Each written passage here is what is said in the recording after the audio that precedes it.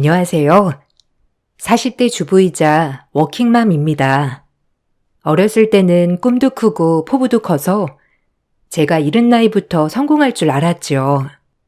저는 30대 늦은 나이에 지금의 남편을 만나 결혼을 했어요.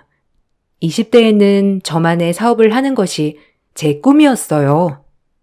이리저리 열심히 한다고 했지만 결과가 따라주지 않았어요. 하지만 이런저런 실패를 맛보고선 현실을 직시하게 되었죠. 그래서 더 늦기 전에 취직을 해보는 것이 낫겠다 싶어 취직을 하였어요. 다행히 계약직이었지만 좋은 회사에 들어가게 되었어요. 이제 취직할 거니까 엄마 너무 걱정하지 마. 그래도 이력서도 내고 면접도 보기로 했어. 조금 돈 좀 모으고 다시 시작해야지. 무슨? 그냥 안전하게 회사 다니는 게 최고야. 이리저리 일 버리지 말고 회사나 다니다 시집가. 엄마 소원이야, 어? 안 돼. 나 꼭 내 꿈을 이룰 거야. 지켜봐줘, 엄마. 그래도 엄마 소원대로 취직하니까 좀 낫지? 일단 일도 열심히 해야지. 결국 회사에 들어가게 되었죠. 그 회사에 들어가며 차곡차곡 일을 배워나가기 시작할 무렵 남편을 만난 거예요. 남편은 저의 긴 꿈을 응원해주는 남자였어요. 이 남자라면 믿고 결혼까지 해도 되겠다 싶어 결혼을 진행하게 되었죠. 남편은 팀장이었고 저는 임시직이었습니다. 하지만 무기계약직이었기 때문에 일을 그만둘 일은 없었죠. 그리고 저에게도 꿈이 있었기 때문에 계약직이라는 단어가 크게 저에겐 와닿진 않았어요. 언젠간 전 제 꿈을 이룰 거니까요.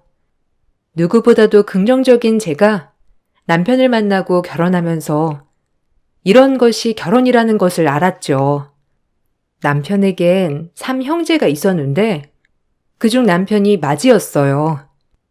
하지만 결혼은 저희가 제일 늦게 하게 되었죠. 처음 인사 가는 날 약간 쎄한 느낌이 있었는데 그 느낌이 제 예상과 들어맞았습니다.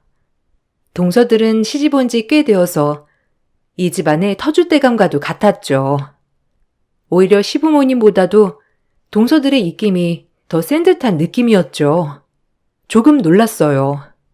남편은 착한 재수씨들이라고 했지만 제 눈엔 그렇지 않았죠. 저도 나이가 있었기 때문에 교묘히 저를 건드는 것을 알았어요. 제가 만나고 있는 친구예요. 성격도 좋고 무엇보다 제가 너무 좋아해요. 같은 회사 다니고 있는 친구고요. 아, 아주버님이 만나시는 분이 어떤 분인지 너무 궁금했는데 반가워요.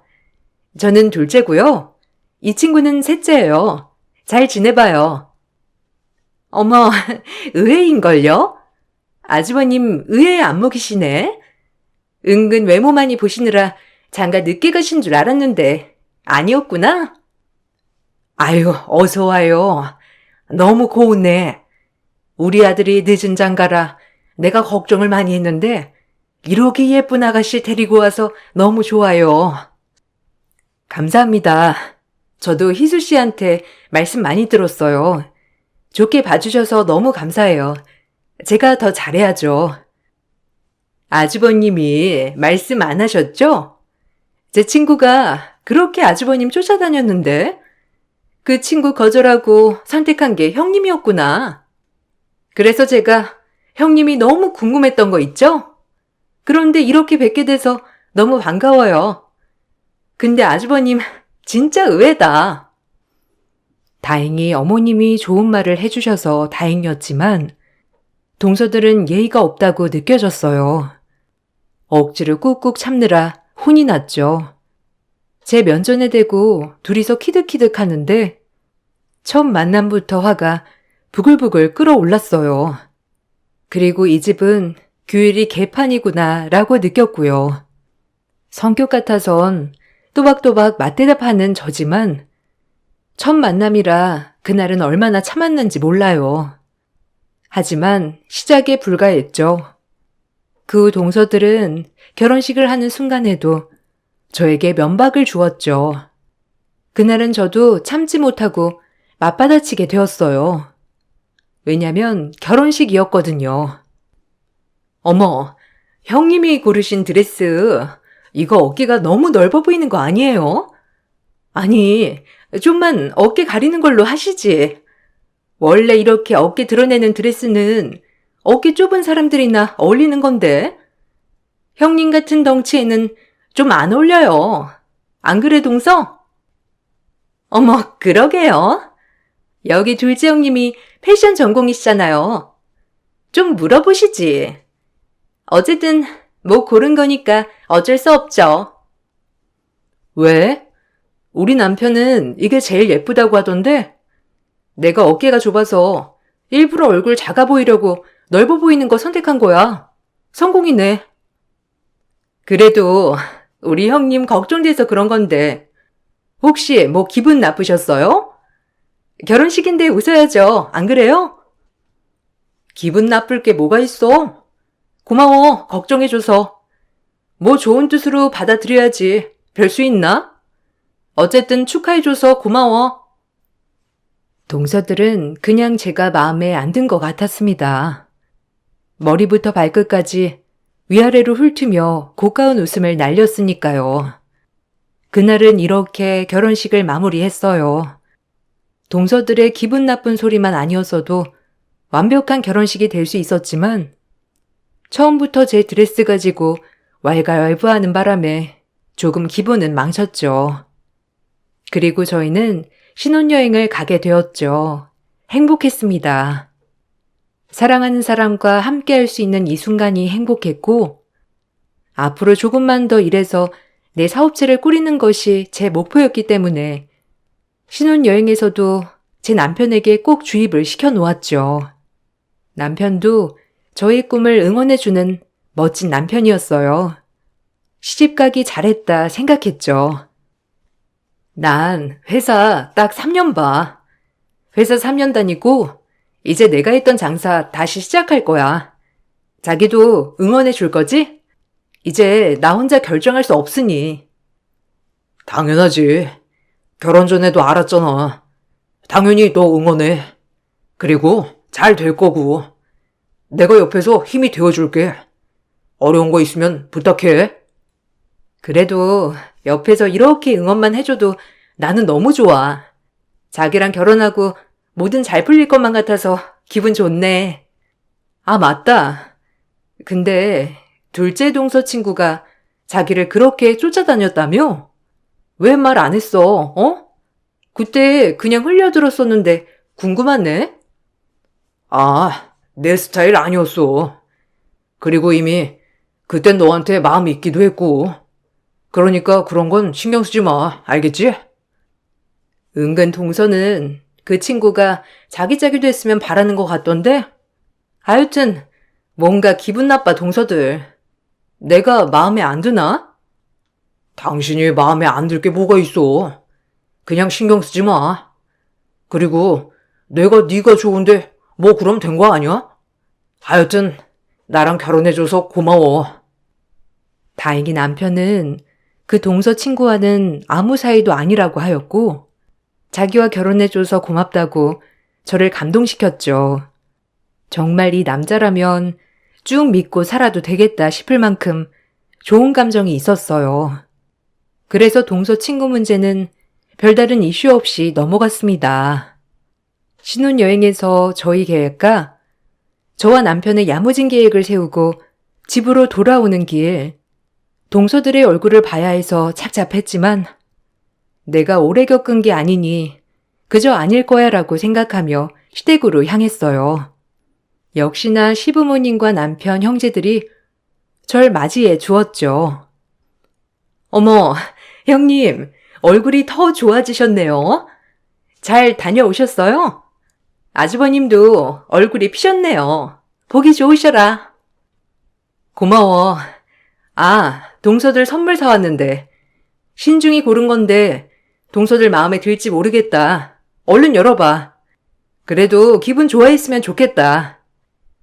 동서들의 선물을 주니 동서들은 아주 입꼬리가 찢어질 듯 웃어댔어요.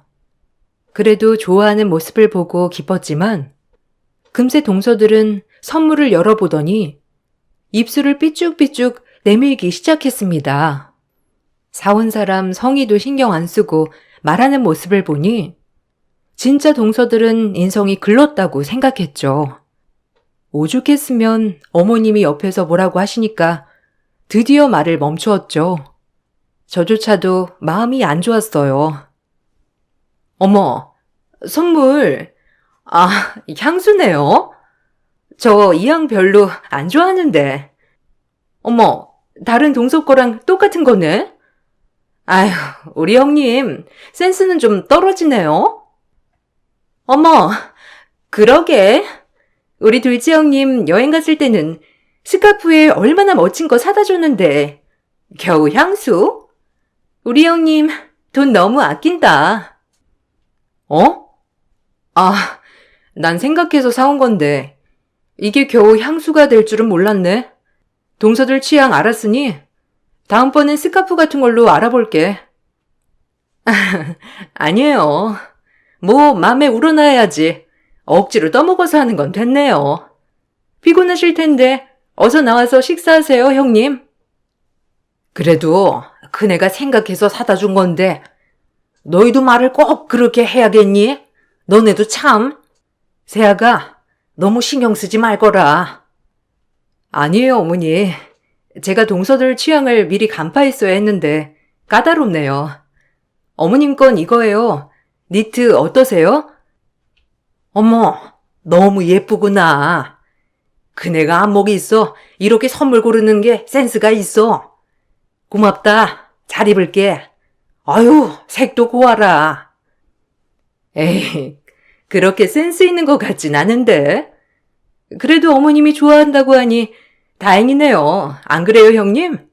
어머님이라도 마음에 들어해서 그나마 하나는 건졌다. 이 느낌이랄까요?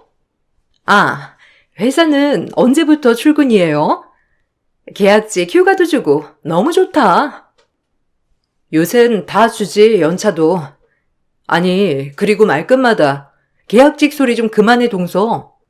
요즘 세상에 그냥 먹고 살고 남에게 떳떳하면 됐지. 뭘 그렇게 자꾸 계약직 거려. 좀 거슬리네. 말 조심 좀 해줄래? 작은 동서도 마찬가지고. 이 정도는 말해도 되잖아?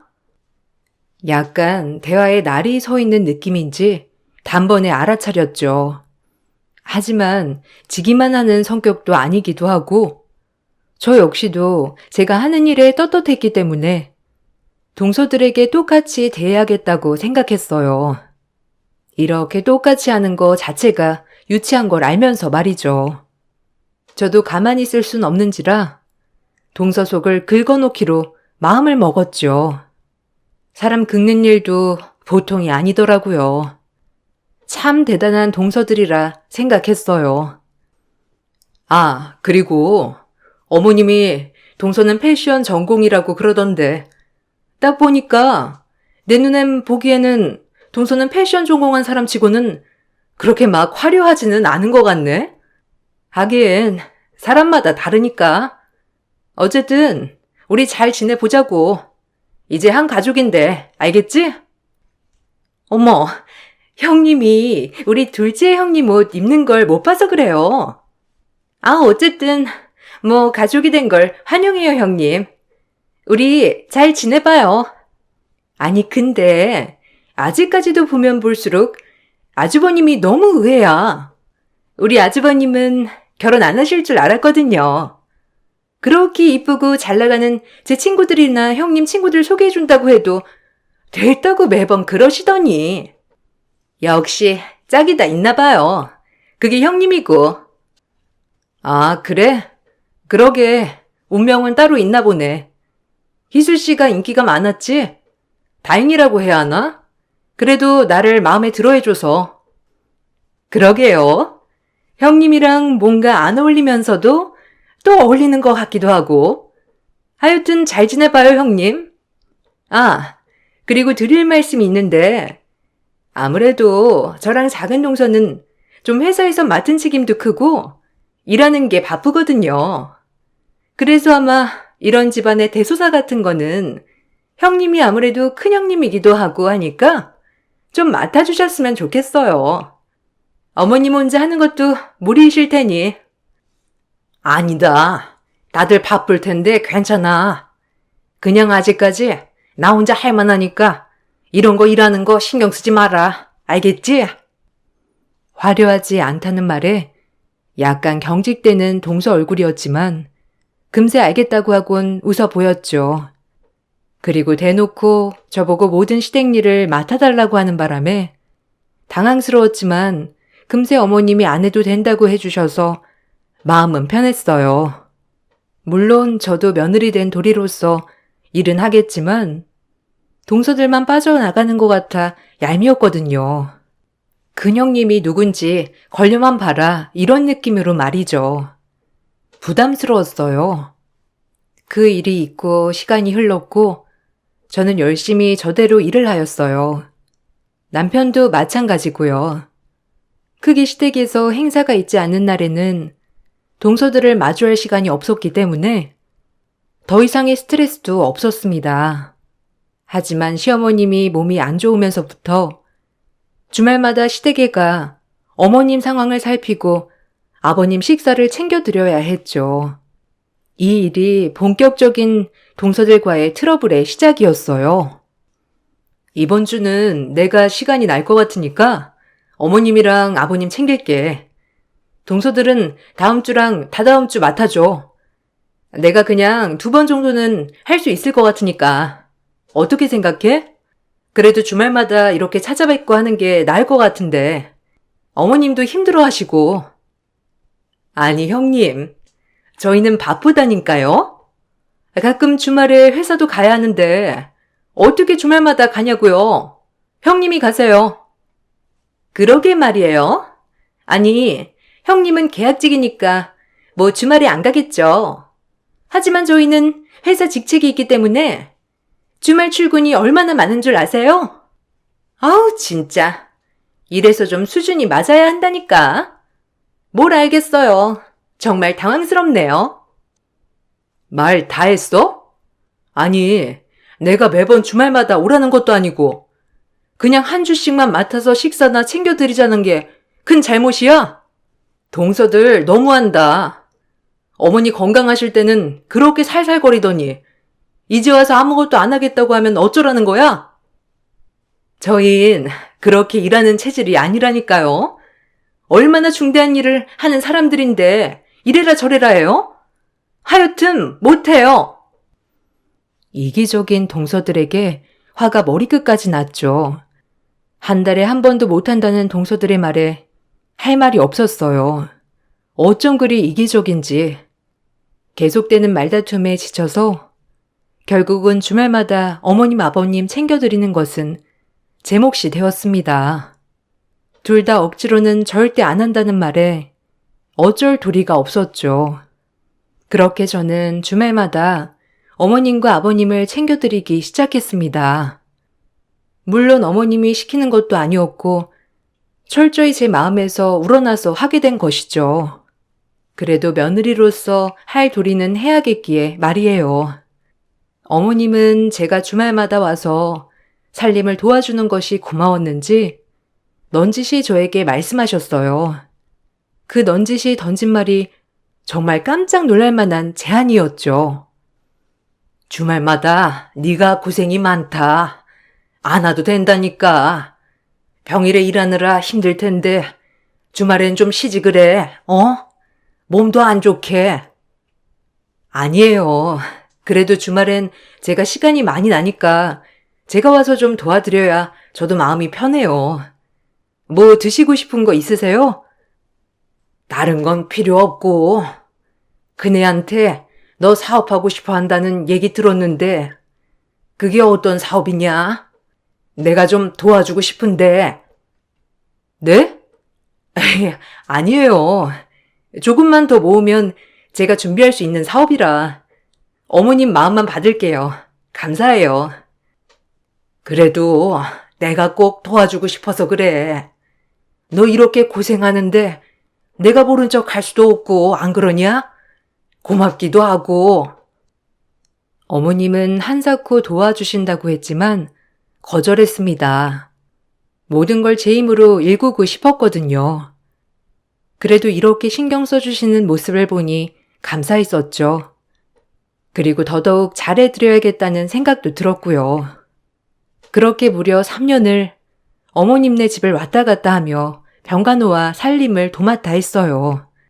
몸이 많이 쇠약해지신 어머님은 그 사이 돌아가셨죠. 어머님은 주말마다 오는 저에게 얼마나 용기와 희망을 주셨는지 몰라요. 제가 병간호를 했지만 어머님께 제 꿈을 응원받는 느낌이었죠.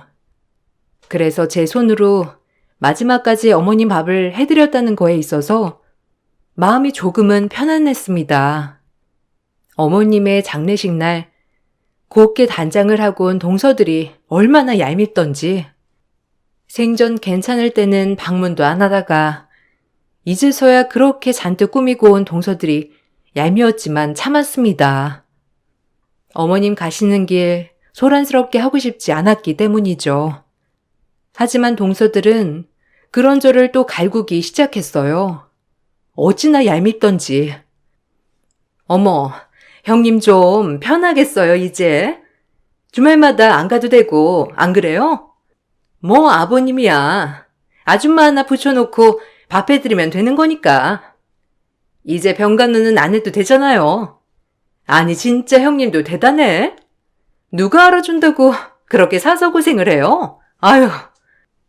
동서는 누가 알아달라고 병간호 하니? 내 마음에서 우러나서 한 건데. 그리고 어머님 마지막 가시는 길 속 좀 그만 긁어. 조용히 보내드리고 싶으니까 사람이 양심이 있으면 고마워해야지. 여기까지 와서도 난 척은. 아유 진짜. 인성 알아줘야 한다니까.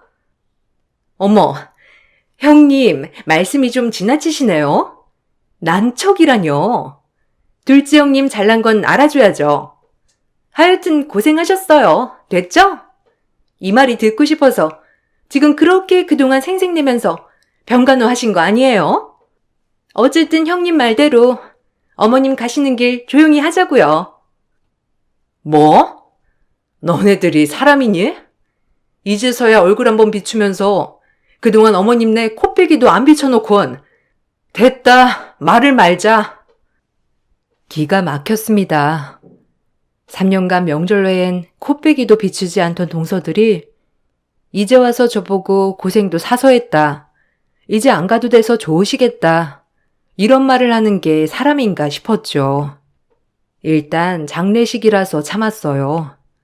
그렇게 어머님 가시는 길 좋게 배웅해드리고 돌아섰는데 어머님이 저에게만 편지를 하나 남기셨더라고요. 동서들 모르게. 그 내용이 얼마나 슬픈지 펑펑 울었어요.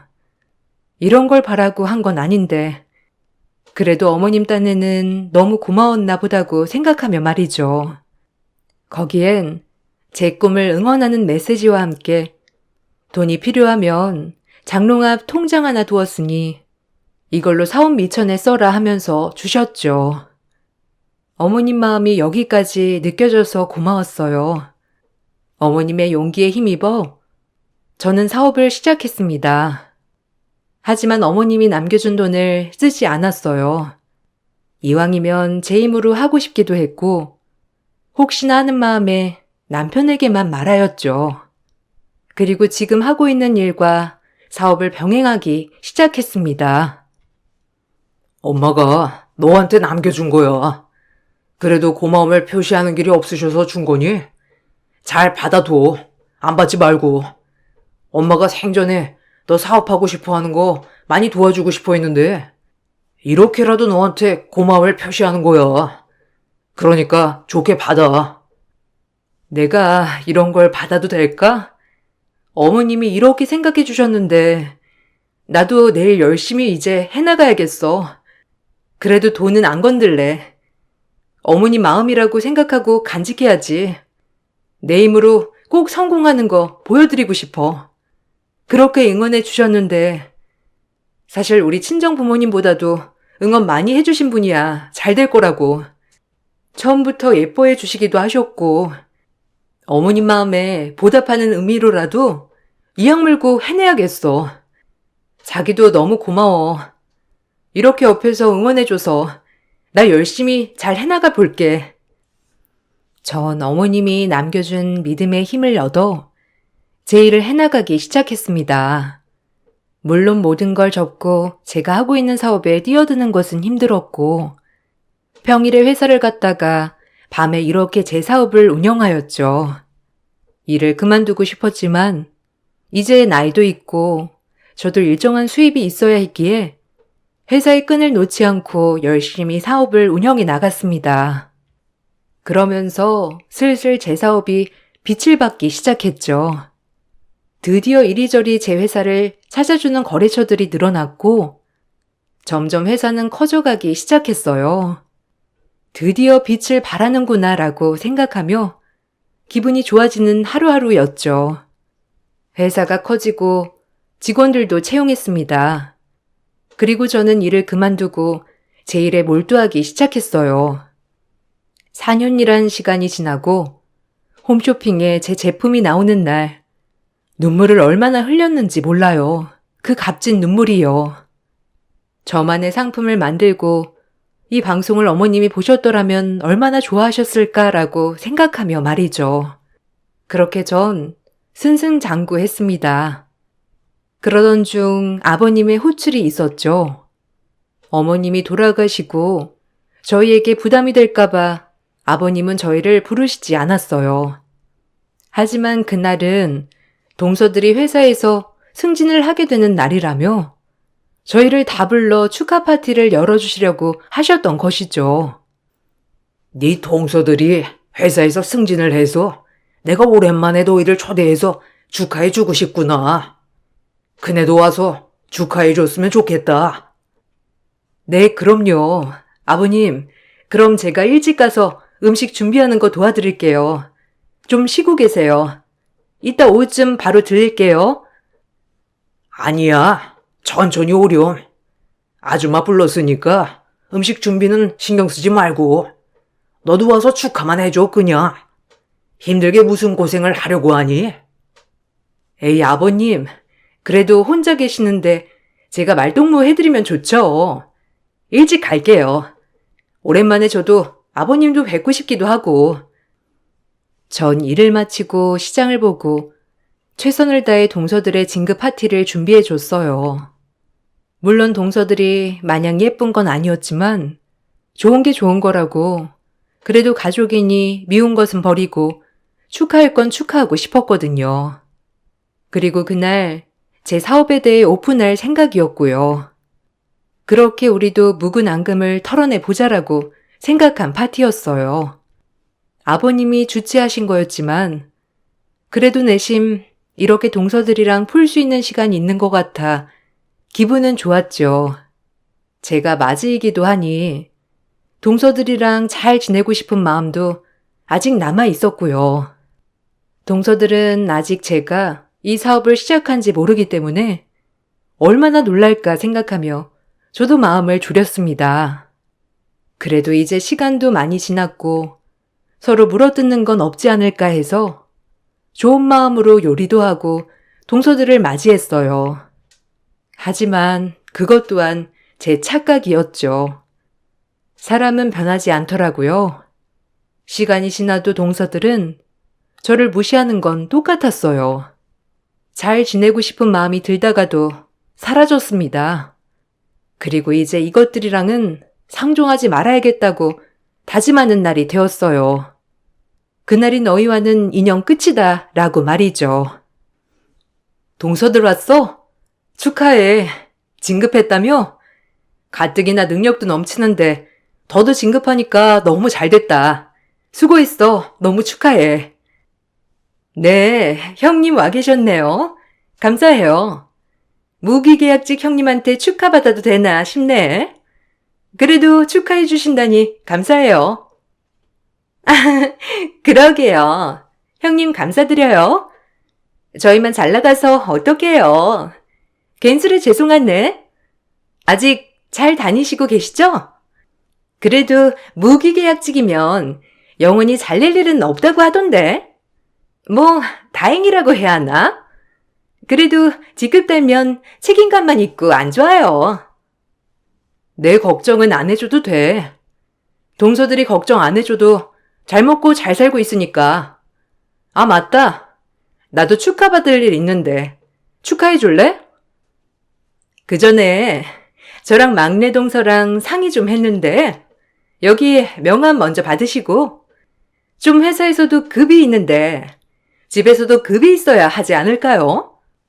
그래서 그런데 직위순으로 일을 해야 할 것 같은데 아무래도 저희는 이제 뭐 와서 이런 일은 좀 그래요. 맞아요. 임시직인 무기계약직 형님이 부엌대기 해야죠. 안 그래요? 형님도 나서서 하는 걸 좋아하는데 아주 형님 적성에 딱 맞을 것 같아요. 어머님도 안 계시는데 대소사는 이제 형님이 책임져야죠. 앞치마가 잘 어울리는 우리 형님. 순간 꼭지가 돌았죠. 어이가 없었어요. 좋은 마음으로 또 축하해 주려고 했는데 이것들이 날 또 엿먹이는구나 싶었죠. 자기들끼리 오면서 또 나에게 얼마나 스트레스 주는 발언을 할까 궁리하며 왔다는 사실이 열이 받았어요. 그래서 저도 한마디 날렸습니다. 아주 코를 납작하게 해줘야겠다고 생각했거든요. 제 지갑에서 저희 비밀 명함을 던지며 말했죠. 얼마나 통쾌하던지. 자, 이건 내 새로운 명함. 나도 축하받을 일 있다고 했지? 나 소임보석 대표 됐어. 내 브랜드고 아마 소임이라고 하면 다들 들어봤지? 홈쇼핑도 많이 나오잖아. 이것들아, 빨리 가서 주방일 안 하냐? 지기대로 일하자며. 사장 위에 아무도 없잖아? 무슨 소리예요? 형님이 소임 대표라뇨? 아니, 우리 거래처 대표라고요? 아니 어떻게... 형님, 아주버님 회사에 무기계약직이잖아요. 아니 그럼 형님이 원래 하던 일이 액세서리 디자인이었어요? 우리 회사 거래처인데 어떻게 형님이 대표일 수가 있어요? 한때는 그랬지. 내가 하고 싶었던 꿈이고 동서처럼 디자인 전공이야. 몰랐지? 사람이 한번 시작했으면 내 거 한번 해봐야지. 그래서 사업 시작했어. 다행히 내 디자인 좋아해주는 회사들이 많더라고. 아무래도 보는 눈이 있는 것 같아. 모든 회사들이. 내 회사 콘택트 해준 거 동서인 거 알지? 우리 직원이 가서 PPT 했다던데. 동서가 아주 마음에 들어했다며? 위에 상급자들도 마음에 들어하고.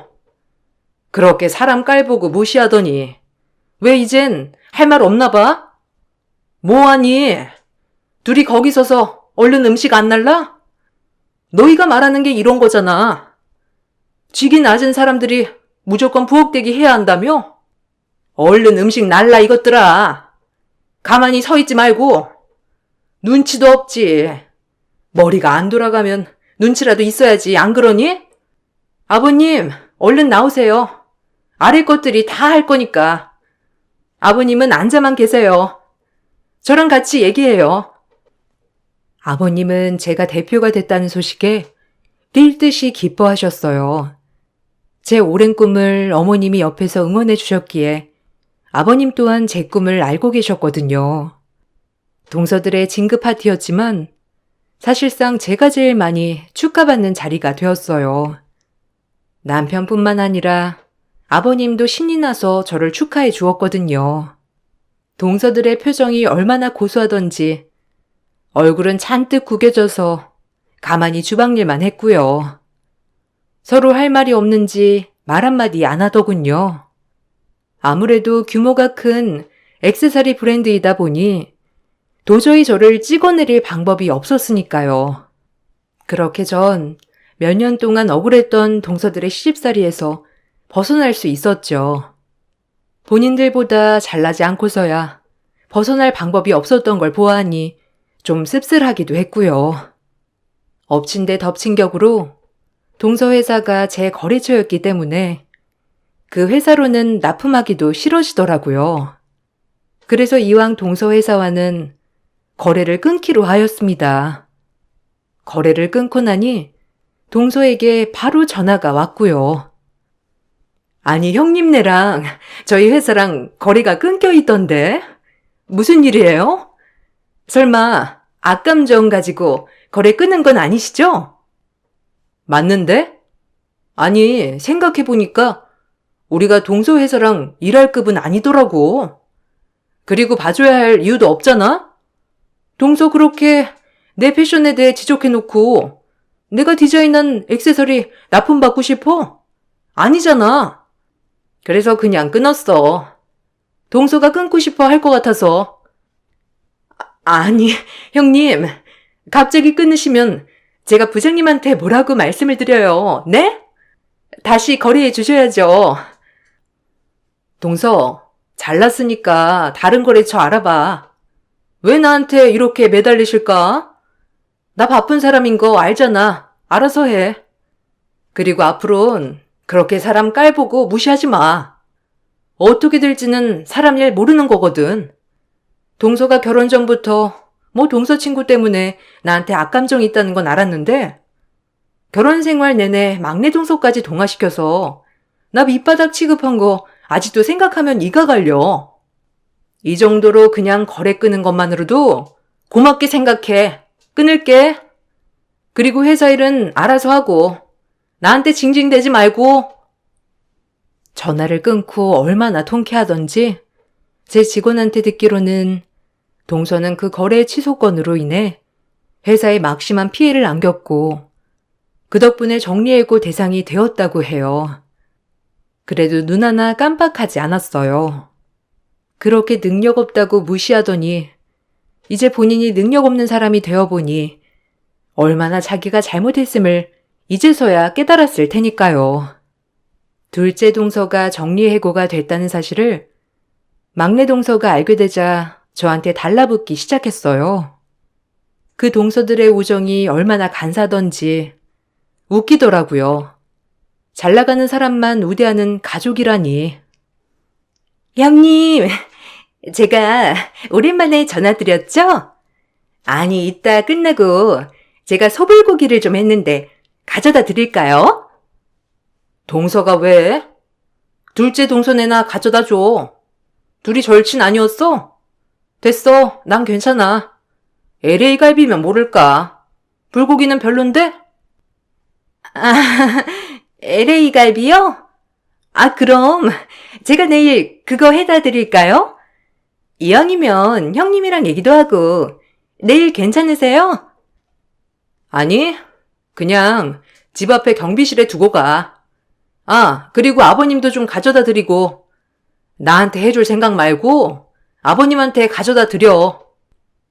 아, 그럼요. 아버님도 가져다 드릴 거예요. 아, 이왕이면 형님 보고 드리고 싶은데 그동안 제가 죄송한 게 많아가지고. 이제 와서? 갑자기? 놀랍네. 됐어, 괜찮으니까 그냥 경비실에 맡겨줘. 바빠서 얼굴 볼 시간은 없을 것 같아. 끊을게. 전화를 끊고 통쾌했죠. 그리고 씁쓸하기도 했어요. 계약직 사원이었을 땐 그렇게 바락바락 대들던 동서들이 이제 와서 꼬리를 내리고 저한테 살랑살랑 대는 꼴이 너무 우스웠어요. 그리고 사람은 성공해야겠다고 느꼈죠. 지금은 아주 평화로워요. 동서들이랑 마주치지도 않고 저희 집은 저희 집대로 아버님한테 할 도리를 하고 동서네도 마찬가지고요. 가끔 동서들이 아버님을 통해 제 안부를 묻는 것 같지만 아버님도 동서들이 어떤 사람들이라는 걸 알아서 그런지 저보고 그렇게 마음을 열게 하진 않더군요. 어머님이 저에게 용기를 준 덕분인지 제 사업은 지금까지도 잘 되고 있습니다. 20대부터 꿈꿔왔던 일을 지금 이렇게 하고 있는 사실이 뿌듯하기도 하면서 행복하기도 하고요.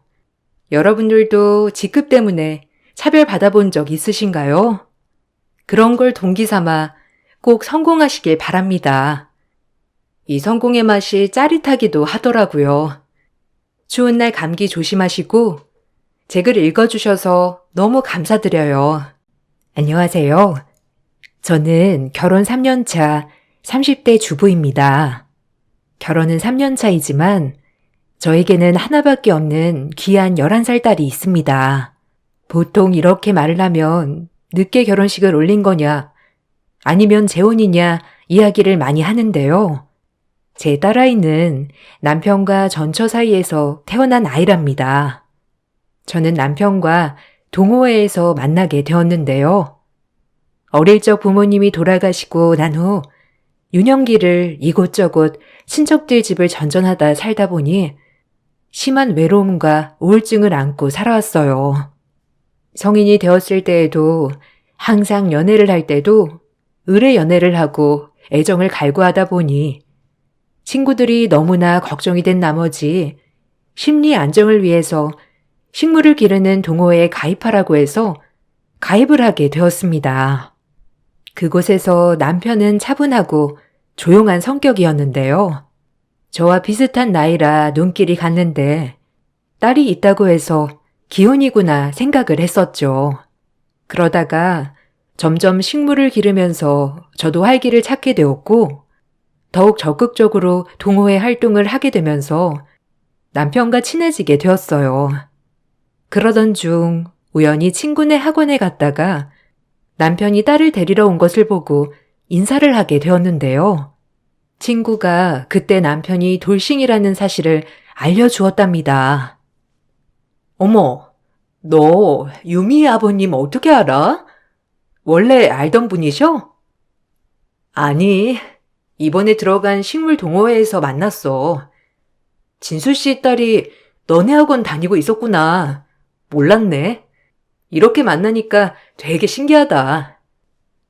아, 그래?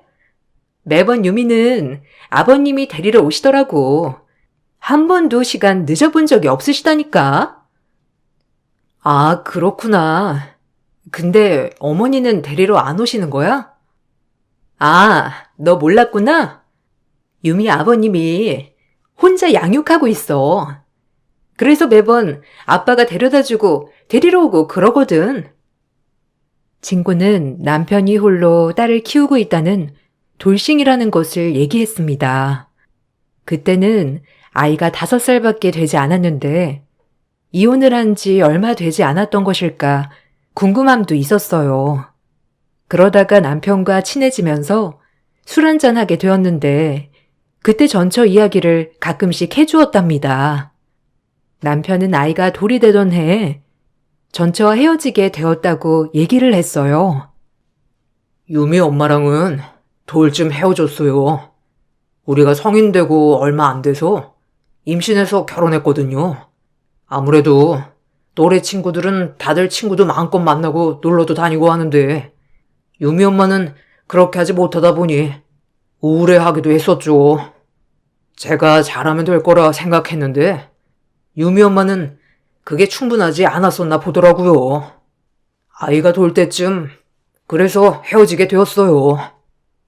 아, 그렇구나. 그럼 유미가 돌 때부터 혼자 키우신 거예요?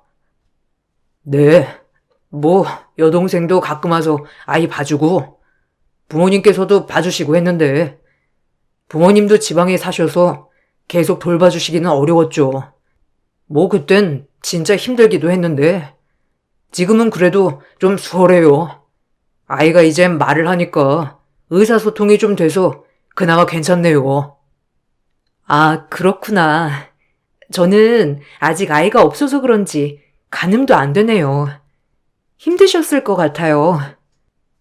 힘들기도 정말 힘들었는데 사실 유미 없었으면 제가 이렇게 마음 접고 살지 못했을 것 같아요. 이렇게 수영 씨랑 만나지도 못했을 것 같고요. 오히려 지금은 그때 잘 버틴 게 저한테 잘 된 일이 된 것 같아요. 남편은 딸이 돌이 되고 나서 혼자 애를 키워왔다고 했습니다.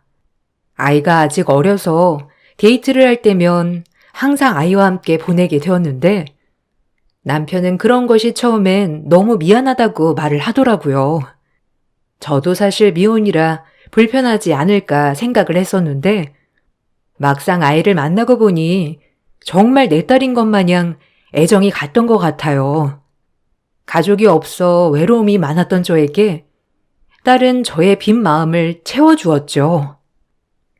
아, 수영씨, 미안해요. 오늘은 우리 1주년 되는 날인데, 여동생이 급하게 일이 있다고 해서 유미랑 같이 있어야 할 것 같아요. 미안해요. 에이, 괜찮아요. 원래 진수 씨랑 유미는 1+1이잖아요. 거기다가 이젠 유미 안 오면 더 어색하다고요. 이해해줘서 고마워요. 다음에는 둘이서 데이트하는 시간 가져봐요.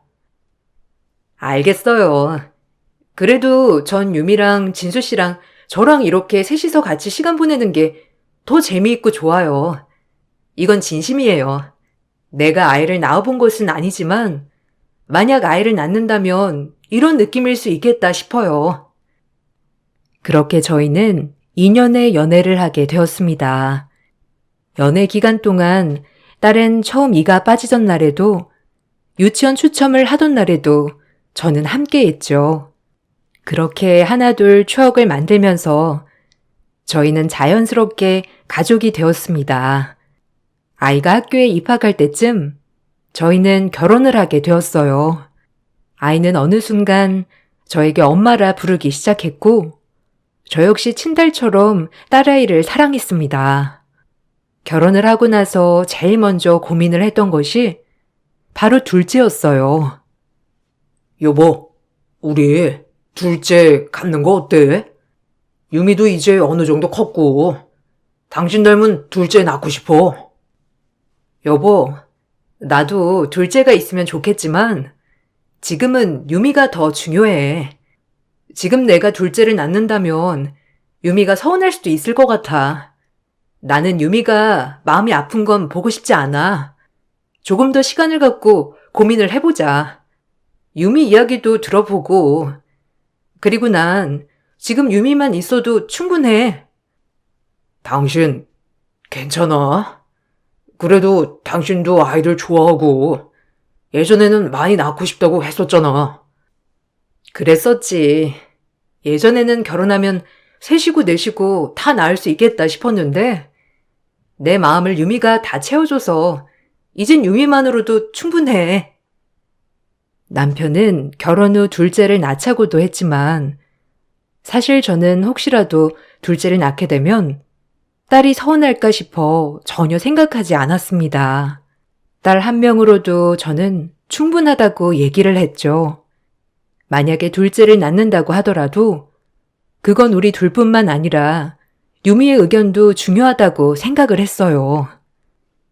아이를 키우다 보니 한 가지 궁금했던 건 아이의 친모였습니다.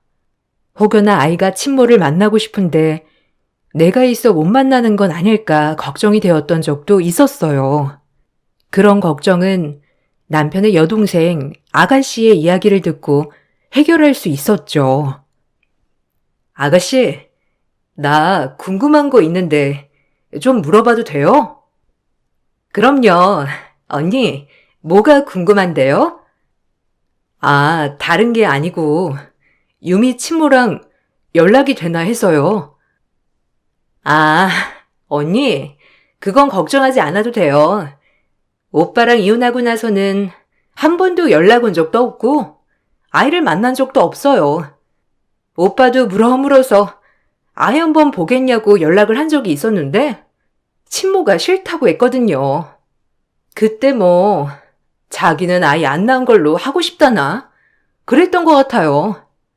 그때 오빠도 엄청 충격받아서 다시는 친모랑 안 보겠다고 했었는데 아무튼 언니는 전혀 걱정하지 않아도 돼요. 저도 유미가 친모를 궁금해하진 않을까 싶어서 한번 살짝 물어본 적이 있었는데 별로 궁금해하지도 않고 보고 싶지도 않다고 하더라고요. 유미가 그래요? 한 번도 연락이 온 적이 없었어요? 아, 이번에 오빠 결혼한다는 소식을 어떻게 들었는지 저한테 연락이 한 번 온 적은 있었죠 뭐. 오빠 결혼한다. 딸 있는 것도 다 알고 같이 살 거라고 하니까 별말 없이 전화 끊더라고요. 뭐 염치가 있으면 연락 못 하겠죠. 지금까지 만나보지도 않고 양육비를 준 것도 아니고 거기다가 주변에는 아이 낳지도 않았다고 하고 다니니 무슨 염치가 있겠어요. 언니는 정말 걱정할 거 하나 없어요. 유미한테도 엄마는 언니니까 걱정하지 말아요. 아가씨는 혹시라도 제가 불안해할까 싶어 친모가 어떤 사람이었는지 모두 얘기를 해 주었답니다. 남편에게는 물어보아도 자세히 말을 해주지 않았고 저 역시 크게 궁금하지 않았지만 항상 친모 이야기에는 소스라치게 싫어하는 모습을 보여줬던 터라 왜 그럴까 생각은 했었거든요. 이야기를 들어보니 왜 남편이 그토록 싫어했는지 알 것 같더라고요. 그리고 오빠도 친모랑 연락할 생각 전혀 없을 거예요. 그렇게 집안에 똥을 싸질러 갔는데 없던 정도 다 떨어질만 하죠. 오빠가 전처 얘기 말 안 해줬어요? 네, 별로 말한 적은 없었어요. 왜요? 사이가 많이 안 좋았어요? 사이요? 뭐 좋다마다 할 것도 없었어요. 성인 돼서 첫 연애였는데 바로 임신해서 부랴부랴 결혼했었거든요. 아이를 낳았는데 그때 자긴 10달 동안 아이 품느라 친구도 못 만났으니 아이 낳았으니까 놀러 다니겠다 선언했던 모양이더라고요. 매일같이 새벽같이 술 마시고 들어오고 언젠가는 새벽에 술에 취해서 길거리에 누워있는 걸 저랑 오빠가 가서 끌고 온 적도 있었어요. 그만큼 가정에도 관심이 없고 아이에겐 더 관심이 없었던 사람이었어요. 그렇구나. 그런 것 때문에 이혼한 거예요? 뭐 그런 것도 있지만 언니도 아시다시피 오빠가 좀 꾹꾹 참는 스타일이잖아요. 그동안 흥청망청 놀아도 뭐라 한 적이 없었는데 그때 이혼하기 전에 유미 돌쯤 엄청 아팠을 때가 있었거든요. 그때가 열이 거의 39도 넘게 올라서 응급실 계속 가고 약 먹여도 열이 떨어지지 않아서 오빠가 울면서 병원 가고 그랬었어요. 그때도 오빠가 전처한테 아이가 너무 아프다고 얼른 오라고 했는데 친구들 만나러 나가서 연락도 없고 계속 전화를 하니까 전화기도 꺼놓고 그랬다고 하더라고요. 그 이후에 엄청 크게 싸우고 전처가 집을 나갔는데 그 길로 오빠한테 이혼하자고 얘기를 해서 이혼한다고 했거든요. 뭐 오빠도 많이 참았고 아이 보고 꾹꾹 참고 있었는데 터진 거였죠. 아가씨가 전해준 이야기는 정말 놀라웠습니다.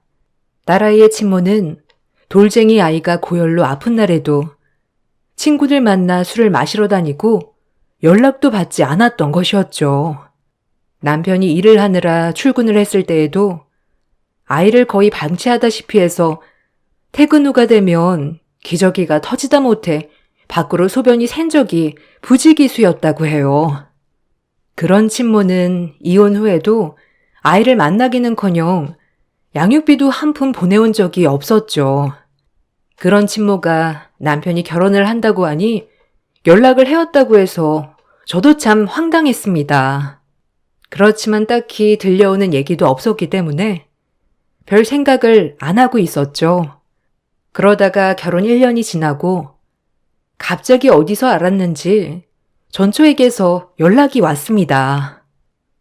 안녕하세요. 저 유미 친모예요. 진수랑 결혼했다고는 들었어요. 아, 네.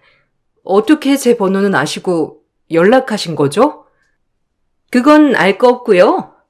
우리 유미한테 혹시라도 나쁜 짓 하시면 가만 안 둘 거예요. 그거 알려드리려고 전화했어요. 네? 지금까지 한 번도 연락도 없으시다가 갑자기 이런 말씀을 하시는 이유가 뭐죠? 지금까지 다 사정이 있어서 그랬던 거고 아무튼 유미 털끝 하나라도 건들면 저 가만있지 않을 겁니다. 뭔 마음대로 해보세요. 아이 버리고 간 사람보다 제가 더 할 거라고 생각하는 게 참 웃기네요. 갑자기 연락 온 친모가 너무나 황당했지만 그렇다고 해서 제가 기죽을 이유는 없다고 생각을 했어요. 아이가 10살이 될 때까지도 아무런 연락을 하지 않았던 친모가 갑작스럽게 연락을 해왔다는 게 사실 의아하기도 했습니다. 이렇게 한번 연락이 오고 난 후 친모는 종종 남편에게로 아이를 만나고 싶다고 연락을 했던 모양이더라고요. 저는 사실 친모가 아이를 만난 것에 대해서는 딱히 반대를 할 생각은 없었어요. 다만 아이가 원할 경우에만 해야 하는 거라 생각을 했죠. 당신한테 물어봐야 할 것 같아서. 유미 친모가 갑자기 유미를 만나고 싶다고 하는데 사실 나는 영 꺼림칙하거든. 솔직히 내 생각은 별로 만나게 하고 싶지 않은데 혹시나 당신 생각은 어떨까 싶어서 한번 물어보려고. 당신한테 연락 왔어? 나한테도 한번 연락 왔었는데 그 여자 참 웃기는 여자네. 왜? 갑자기 어떻게 당신한테까지 연락이 간 거야?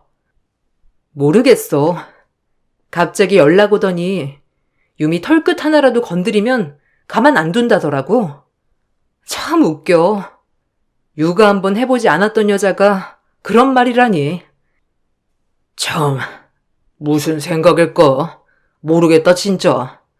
아무튼, 나는 별로 그렇게 하고 싶진 않은데, 혹시나 유미 생각이랑 당신 생각은 다를까 싶어서 얘기를 해봤어. 당신도 별로라는 거지? 나도 사실 굳이 지금 와서 그래야 하나 싶긴 하지만 사실상 그건 나한테 선택권은 없는 것 같고 당신이 유미랑 한번 얘기를 해보는 것도 좋을 것 같아. 아마 유미도 싫다고 말할 것 같긴 하지만, 어쨌든 물어보긴 해야 되겠지?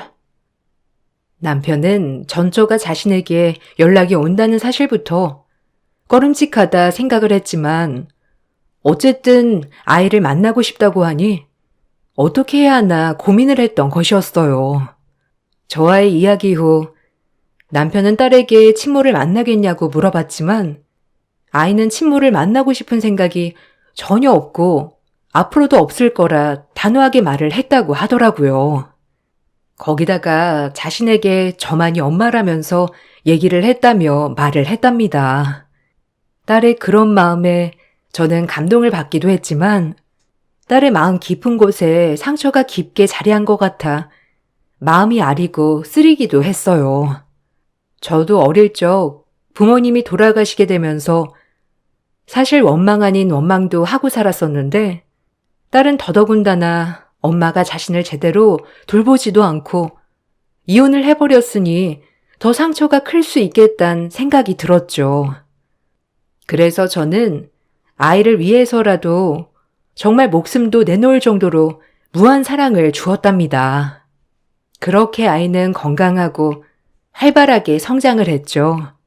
그러던 아이가 11살 때 갑작스럽게 고열이 시작되더니 5일 내내 열이 오르내림을 반복했어요. 아무리 검사를 해보아도 특별하게 문제가 발견되지 않았죠. 이곳저곳 병원이란 병원은 다 다녀봤지만 특별한 문제 없이 단순히 열감기라고 하니 정말 미칠 노릇이었답니다. 남편은 아이가 11살이 되면서 출장이 잦아지게 되어 아이를 제대로 보지도 못했죠. 당신 괜찮아? 목소리가 피곤해 보여. 잠은 좀 잤어? 유미는 어때? 나는 괜찮아. 유미가 더 걱정이야. 어제는 열이 좀 내리는 듯 싶었는데 오늘 아침 되니까 다시 열이 오르더라고. 왜 그런 걸까? 검사를 해도 이유가 나오지 않으니까 정말 미쳐버릴 것 같아. 이유라도 알면 치료라도 할 텐데 그게 아니니 어떻게 해야 할지 모르겠어. 사실 나보다 유미가 더 힘들겠지? 잠도 통 못 자는 것 같더라고. 내가 얼른 일 마무리하고 가볼게. 미안해. 내가 곁에 있어줘야 하는데 당신한테만 다 맡기고 나는 일하러 와버려서. 미안하긴. 어쩔 수 없는 일인데 뭐. 그래도 유미가 정말 잘 따라주고 있어. 이곳저곳 병원 가보자고 하면 싫어할 만도 한데 그래도 군소리 없이 다 따라와 주니 나는 고맙지. 몸도 아플 텐데 그래도 힘든 내색 많이 하지 않아서 얼마나 대견한지 몰라. 벌써 이렇게 컸나 싶기도 하고 아픈 유미 보면서 내가 다 아파주고 싶고 그렇다니까. 당신 몸이 더 상하겠소. 요즘 잠은 좀 잤어? 유미랑 통화해보니까 엄마가 잠을 통 못 잔다면서 걱정하더라고. 어떻게 모녀가 서로 걱정만 하고 똑 닮았네 아주. 유미가 그랬어? 아휴, 정말 엄마가 유미한테 더 배워야 되겠네. 여보, 우리 같이 잘 지내고 있으니까 너무 걱정하지 말고 일도 잘 마무리해서 와. 어쨌든 계속 검사도 하고 있고 뭔가 방도가 나오겠지. 남편에게는 걱정하지 말라며 웃으며 얘기를 했지만 사실 딸아이의 열은 쉽게 잡히지 않았고 검사를 해도 별다른 이상이 나오지 않아서 속이 타들어가는 심정이었어요. 그런 와중에도 아이는 제가 잠을 잘 못 자면 하루 종일 제 걱정만 했죠. 딸아이는 제가 자신을 돌보면서 잠도 제대로 못 자고 밥도 제대로 못 먹어서 살이 자꾸 빠지자 정말 속상해 했습니다. 그렇게 우리는 서로를 위해주고 걱정해주면서 그 시기를 잘 버텨보자 생각을 하고 있었어요. 그러던 중 어느 날 딸이 고열로 입원을 했다는 걸 어떻게 알았는지 전처가 입원한 병원으로 찾아왔더라고요. 이미 병실로 들어오는 얼굴에서부터 화가 가득했는데 들어오자마자 바로 내 따귀를 올려쳤습니다. 저는 너무 깜짝 놀랐고 아이 역시 크게 놀란 상황이었어요. 내가 얘기했지? 내 딸 털끝 하나라도 건드리는 날엔 너 가만 안 두겠다고. 지금 이게 뭐 하는 거야? 고열? 고열로 몇 날 며칠을 입원하고 있는 게 말이나 돼? 너 우리 딸한테 뭔 짓 했어? 뭔 짓을 했길래 애가 이렇게나 아파? 저기, 진정하고 일단 밖에 나가서 이야기합시다. 왜? 왜 밖에 나가서 얘기를 해? 여기서 해. 당신이랑은 사람들 많은 곳에서 얘기해야 되겠어. 개모라고 애 미워하지 말라고 내가 누누이 얘기했는데 그걸 무시해서 이 사단을 내? 아이 다 듣고 있으니 제발 진정하시고 일단 밖으로 나가자고요. 이건 내 몸에서 손대지 마. 하나밖에 없는 내 딸 소중히 여겨주기는커녕 아프게 만들었다고? 내가 당신 가만 안 둘 거야. 소리소리를 지르면서 행패를 부리는 전처를 보며 저는 따귀를 맞았다는 사실보다 딸아이가 혹시라도 듣게 되면 마음에 상처를 받을까 싶어서 얼른 수습해 밖으로 데리고 나가려고 했어요. 그렇지만 전처는 제 손을 뿌리치기 바빴죠. 그러던 중 딸아이가 갑자기 친모의 머리를 잡았습니다. 이 거지야! 어머, 야, 너 뭐 하는 거야? 이거 못 나? 얘 왜 이러는 거야? 이건 나! 저의 팔을 뿌리치면서 계속해서 저에게 손을 올리려고 하는 전처의 모습을 보고 딸아이는 친모의 머리를 잡아서 저에게서 떨어뜨렸습니다. 저도 놀랐지만 친모는 더욱 놀랐죠. 데리고 나가려던 찰나에 친모는 딸아이에게 소리를 질렀습니다. 이게? 나 준 은혜도 모르는 게 어떻게 니네 엄마 머리를 잡아당기니? 네가 잡아야 할 머리는 내가 아니고 이 아줌마 머리야. 넌 우선 똑바로 정해서 행동해. 도대체 무슨 말을 하는 겁니까? 아직 어린애한테 할 말 못할 말이 따로 있지? 내가 친모인데 못할 말이 어디 있어? 그리고 애가 아픈 거 맞아요? 하는 거 보니 아픈 거 같지도 않은데. 뭐라고요? 당신 쓸데없는 얘기하지 말고 당장 따라 나와요. 저는 친모의 손목을 잡아 끌고 병실 밖으로 나왔습니다. 정말 황당하고 어이가 없었지만 무엇보다 걱정되는 건 친모의 태도에 상처를 받았을 저의 딸이었어요. 속부터 부글부글 끓어오르는 마음을 겨우 진정하고 저는 친모에게 화를 내기 시작했습니다. 어디서 낳아준 은혜를 말해? 당신한테 무슨 권리가 있다고?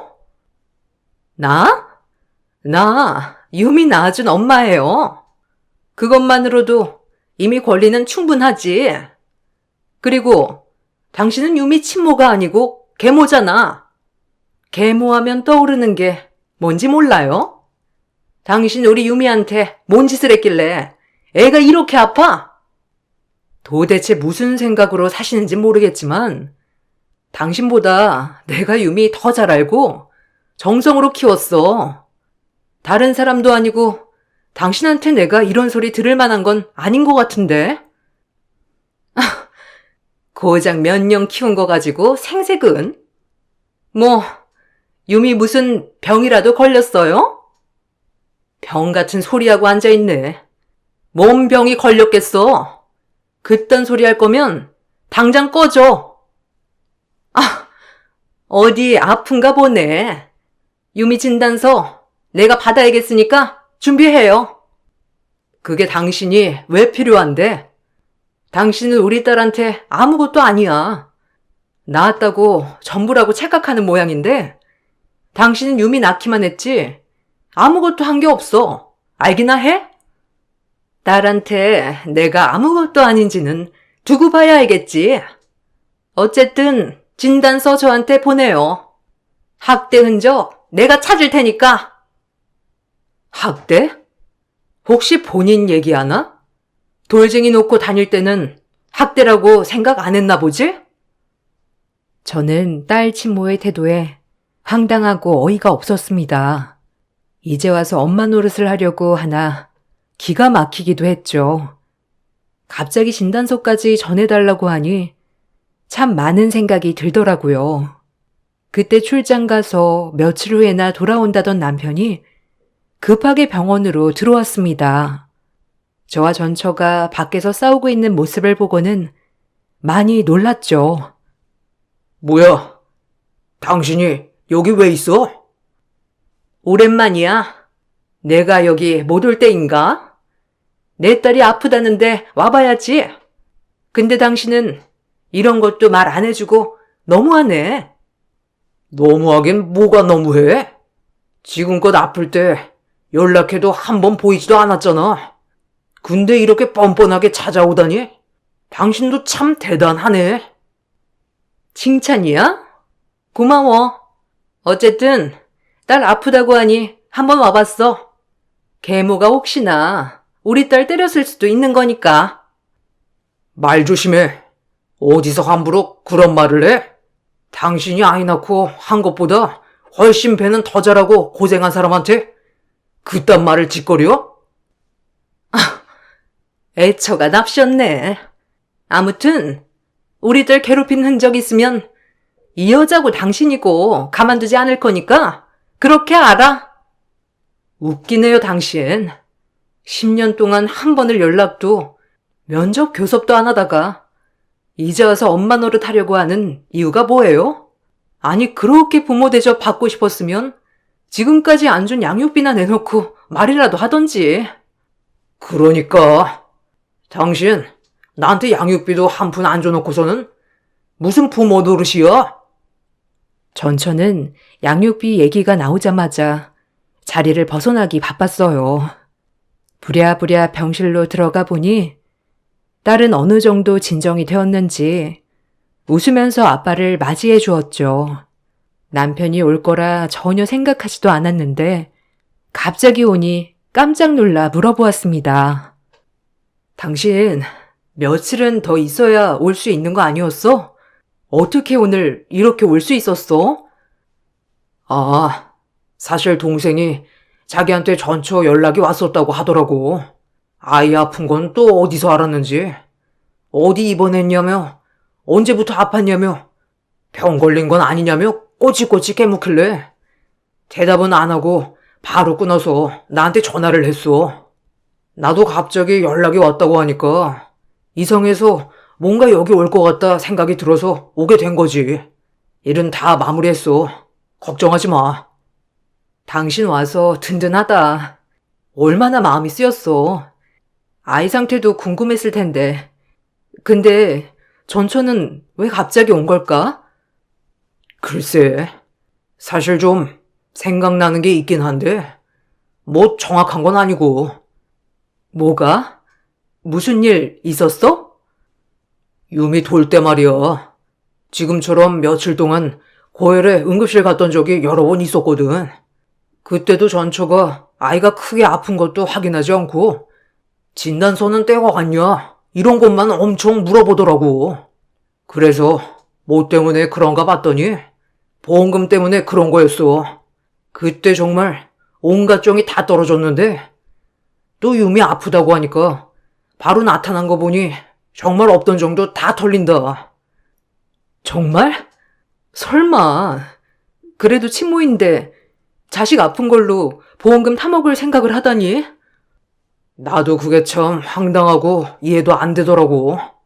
이번에도 아이 아픈 것만 잔뜩 물어봤다고 하니까 그때처럼 그런 생각으로 찾아온 건 아닐까 싶기도 하네. 남편은 딸아이가 돌 때 크게 아팠을 당시에도 전처는 아이가 괜찮냐고 물어보기는커녕 진단서는 떼어왔냐 등등만 궁금해했다고 했어요.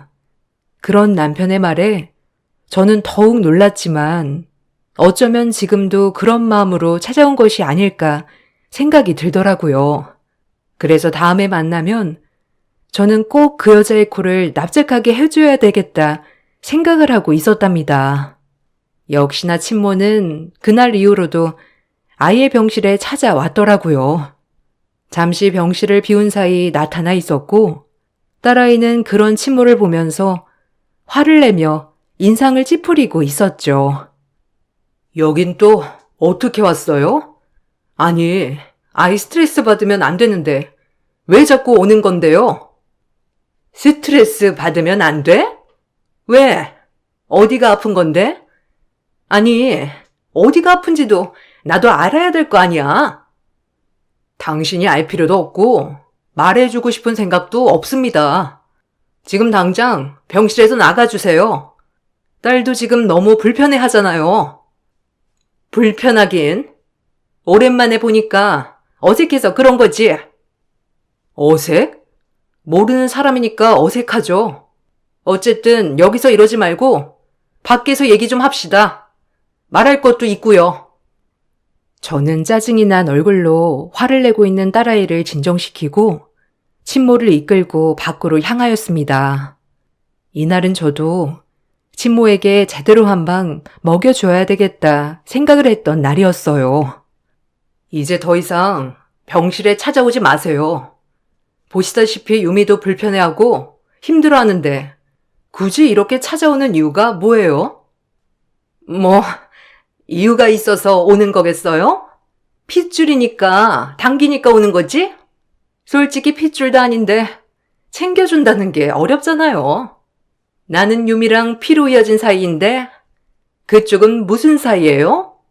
솔직히 유미 아빠 아니었으면 서로 알지도 못했을 사이 아닌가? 뭐라고요? 피로 이어진 사이? 겨우 피 조금 줬다고 평생이라고 생각해? 당신 참 뻔뻔하네. 어떻게 그렇게 뻔뻔해질 수 있는지 배워보고 싶다 정말.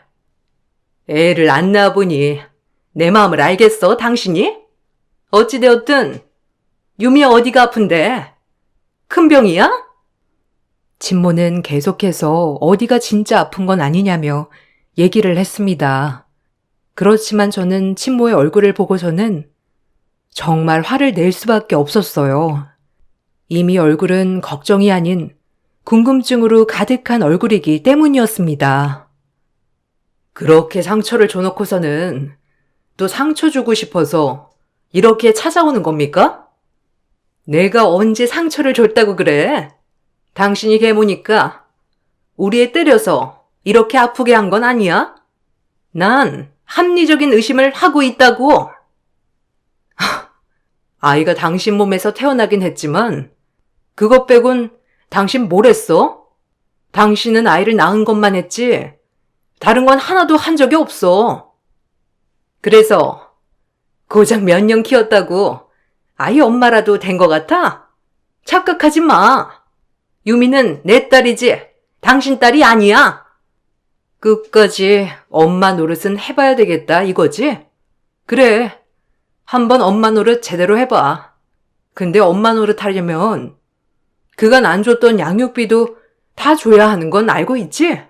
아, 이번에는 말로만 하는 게 아니라 당신한테 소장 날아갈 거야. 뭐? 양육비? 그걸 당신이 뭔 자격으로 언급해? 내가 아니어도 남편이라도 했을 거야. 당신 그동안 아이는커녕 아이 낳았다는 것도 숨기려고 아주 지랄 발광을 해놓으셨잖아. 원하던 대로 당신 임신도 출산도 하지 않았어. 그거 내가 인정해 줄게. 그러니 둘 중에 하나만 해.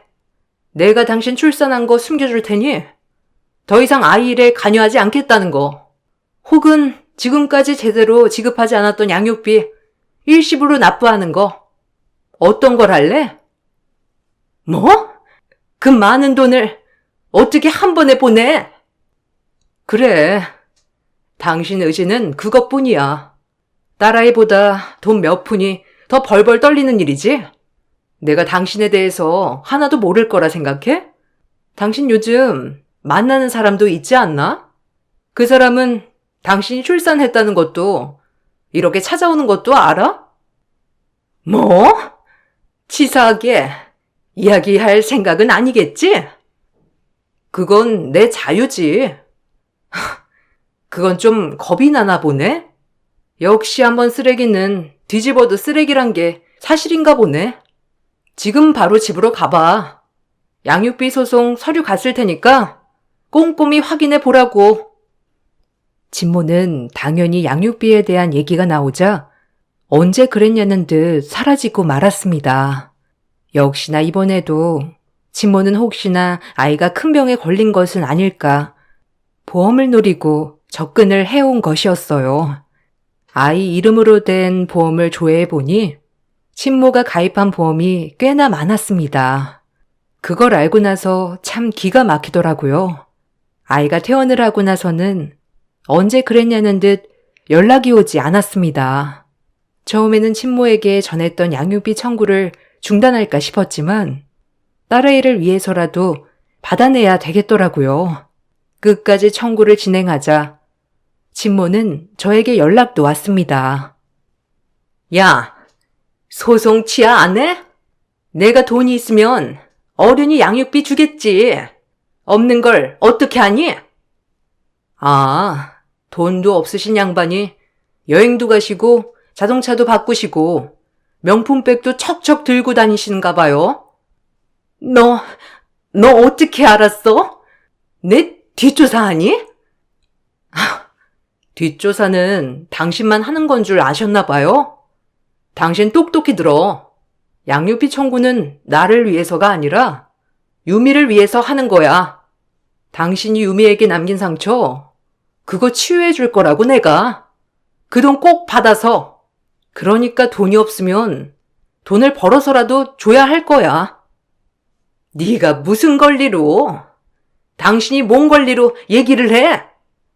나 내 딸 엄마니까 내 딸 마음 아프게 한 사람 가만둘 수 없지 않겠어? 딸이 싫다는 사람 떼어내는 게 내 일이야. 진모는 양육비 청구로 그동안 밀린 양육비를 지불해야 했습니다. 딸아이는 그날 이후로 열이 나는 일은 없었어요. 다행히 건강해져서 저희 모두 행복하게 잘 지내고 있죠. 지금 생각해봐도 친모의 행동은 참으로 화가 나고 어처구니 없는 일인 것 같아요. 낳기만 했다고 다 엄마가 아닌데 어쩜 그렇게 뻔뻔한지 참 웃기더라고요. 남편과 결혼을 하게 되면서 얻게 된 딸이지만 지금은 누구보다 소중한 내 딸이 되었습니다. 앞으로도 평생 행복하게 잘 지내려고요. 긴 글 함께 해주셔서 감사합니다. 안녕하세요. 여기 사연을 올렸던 분들과도 같이 저도 매번 읽어보기만 하다가 용기 내서 글을 써보려고 합니다. 아마도 이 글을 보고 있다면 본인 이야기인 줄 본인은 알겠죠. 저는 30대 여자입니다. 저는 어려서 친아빠의 재혼으로 인해 새엄마와 친아빠와 같이 살았어요. 처음엔 괜찮았죠. 아빠와 엄마의 이혼으로 인해 저는 새엄마와 같이 살게 되었지만 저에게 잘해주시는 새엄마 때문에 친엄마의 빈자리를 느끼지 못하고 살았습니다. 그렇게 시간이 흘렀고 어느 날 새엄마가 어느 여자아이를 데리고 왔습니다. 본인이 전 남편과 낳은 딸이었죠. 그 후로 제 삶은 180도 달라졌어요. 다들 예상하셨다시피 새엄마에게 구박이란 구박은 다 받고 자랐죠. 오히려 아빠에게 본인이 데려온 딸을 좋아하게 만들었으니까요. 동생이 울면 내가 때려서 그렇다, 내가 동생을 시기하고 질투한다 등 말도 안 되는 말로 아빠가 저에게 실망하는 일을 만들었죠. 저희 집은 워낙 아빠가 물려받은 재산이 많아서 살기가 여유가 있었어요.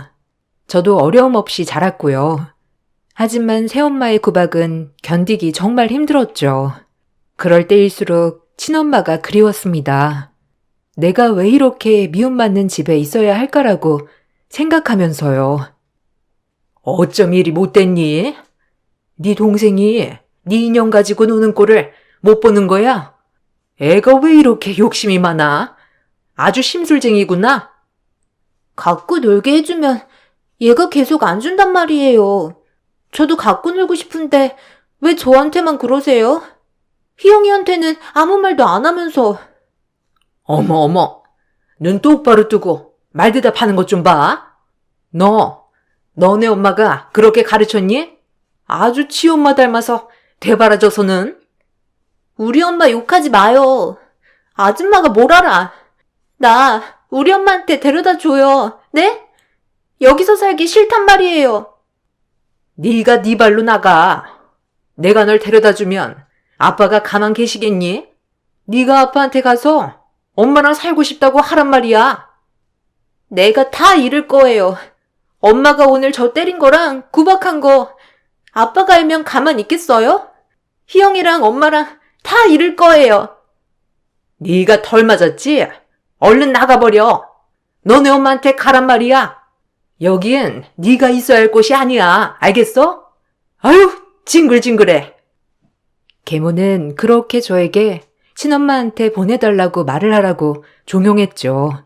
저 역시 그런 말을 들을 때마다 친엄마에게 가고 싶은 마음이 굴뚝 같았어요.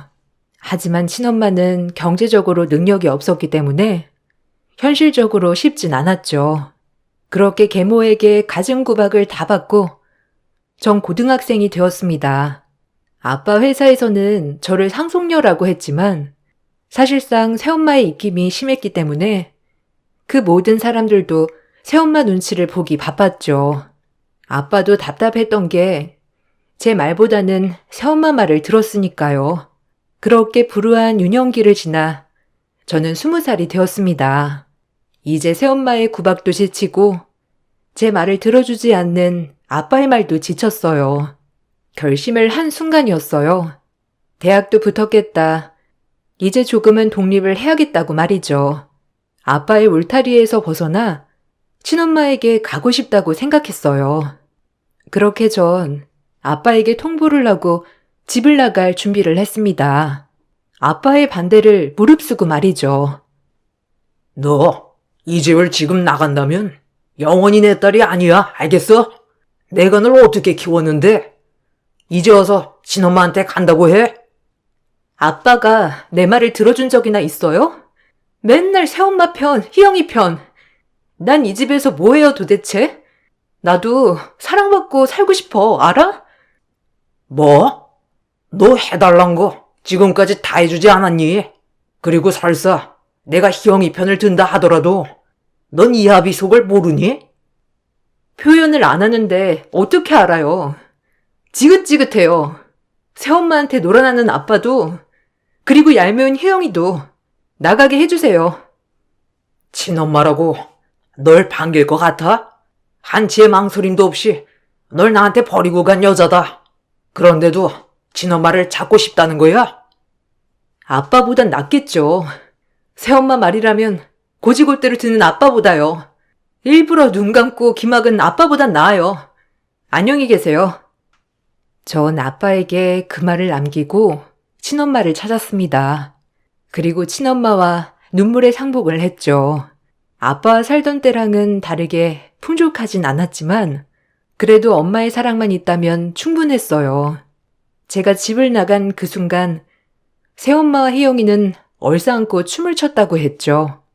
엄마도 처음엔 저와 떨어져 있던 시간만큼 저를 애틋하게 여기셨지만 두고두고 했던 말이 완전 남 좋은 걸 해준 거라고 했어요. 그리고 생각과는 다르게 그렇게 기뻐 보이지 않았습니다. 10여 년 만에 본 엄마는 엄마 혼자도 먹고 살기 힘들어 보였으니까요. 오히려 딸이라고 찾아온 제가 부담스러운 눈치인 것 같았어요. 또 한 번 좌절하고 실망했죠. 어디서든 사랑받지 못하는구나 하면서요. 아휴, 조금만 더 버티지. 그럼 엄마가 알아서 찾아올 텐데. 네 아빠 재산 다 네 건데 지금. 이렇게 나온 이상 너네 아빠가 가만히 있겠니? 아마 그 새엄마라는 사람이랑 그 딸한테 갔겠지, 안 그래? 남 좋은 일 하는 거야. 아유, 속상해. 난 괜찮아. 돈 필요 없어. 마음이 풍족한 게 중요한 거지, 안 그래? 그러니까 그만 말해, 엄마. 난 지금이 좋으니까. 내가 얼마나 가중구박 당하고 살았는지 알아? 엄마가 그거라면 이렇게 말 못할 거야. 그러니까 그런 얘기 그만했으면 좋겠어.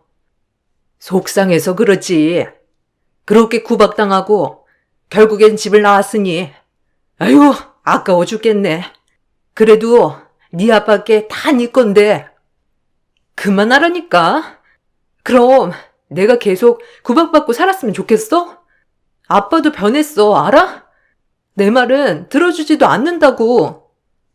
그래, 엄마가 죄인이다. 내가 죄인이지.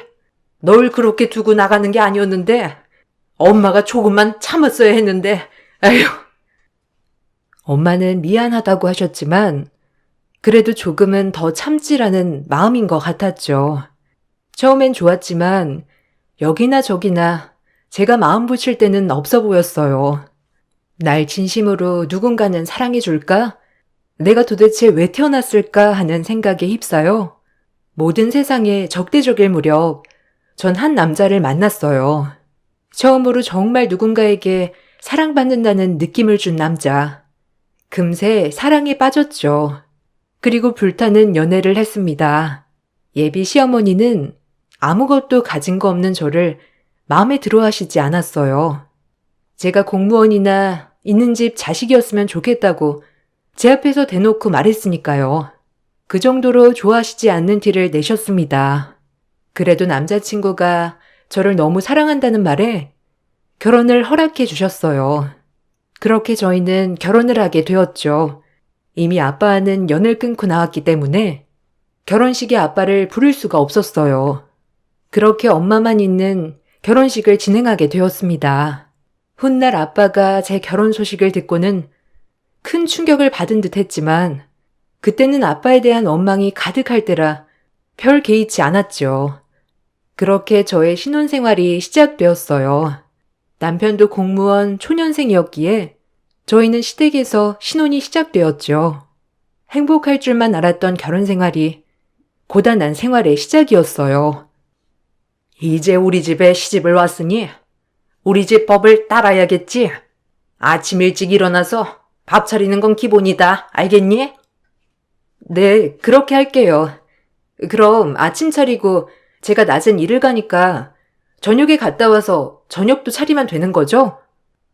그래.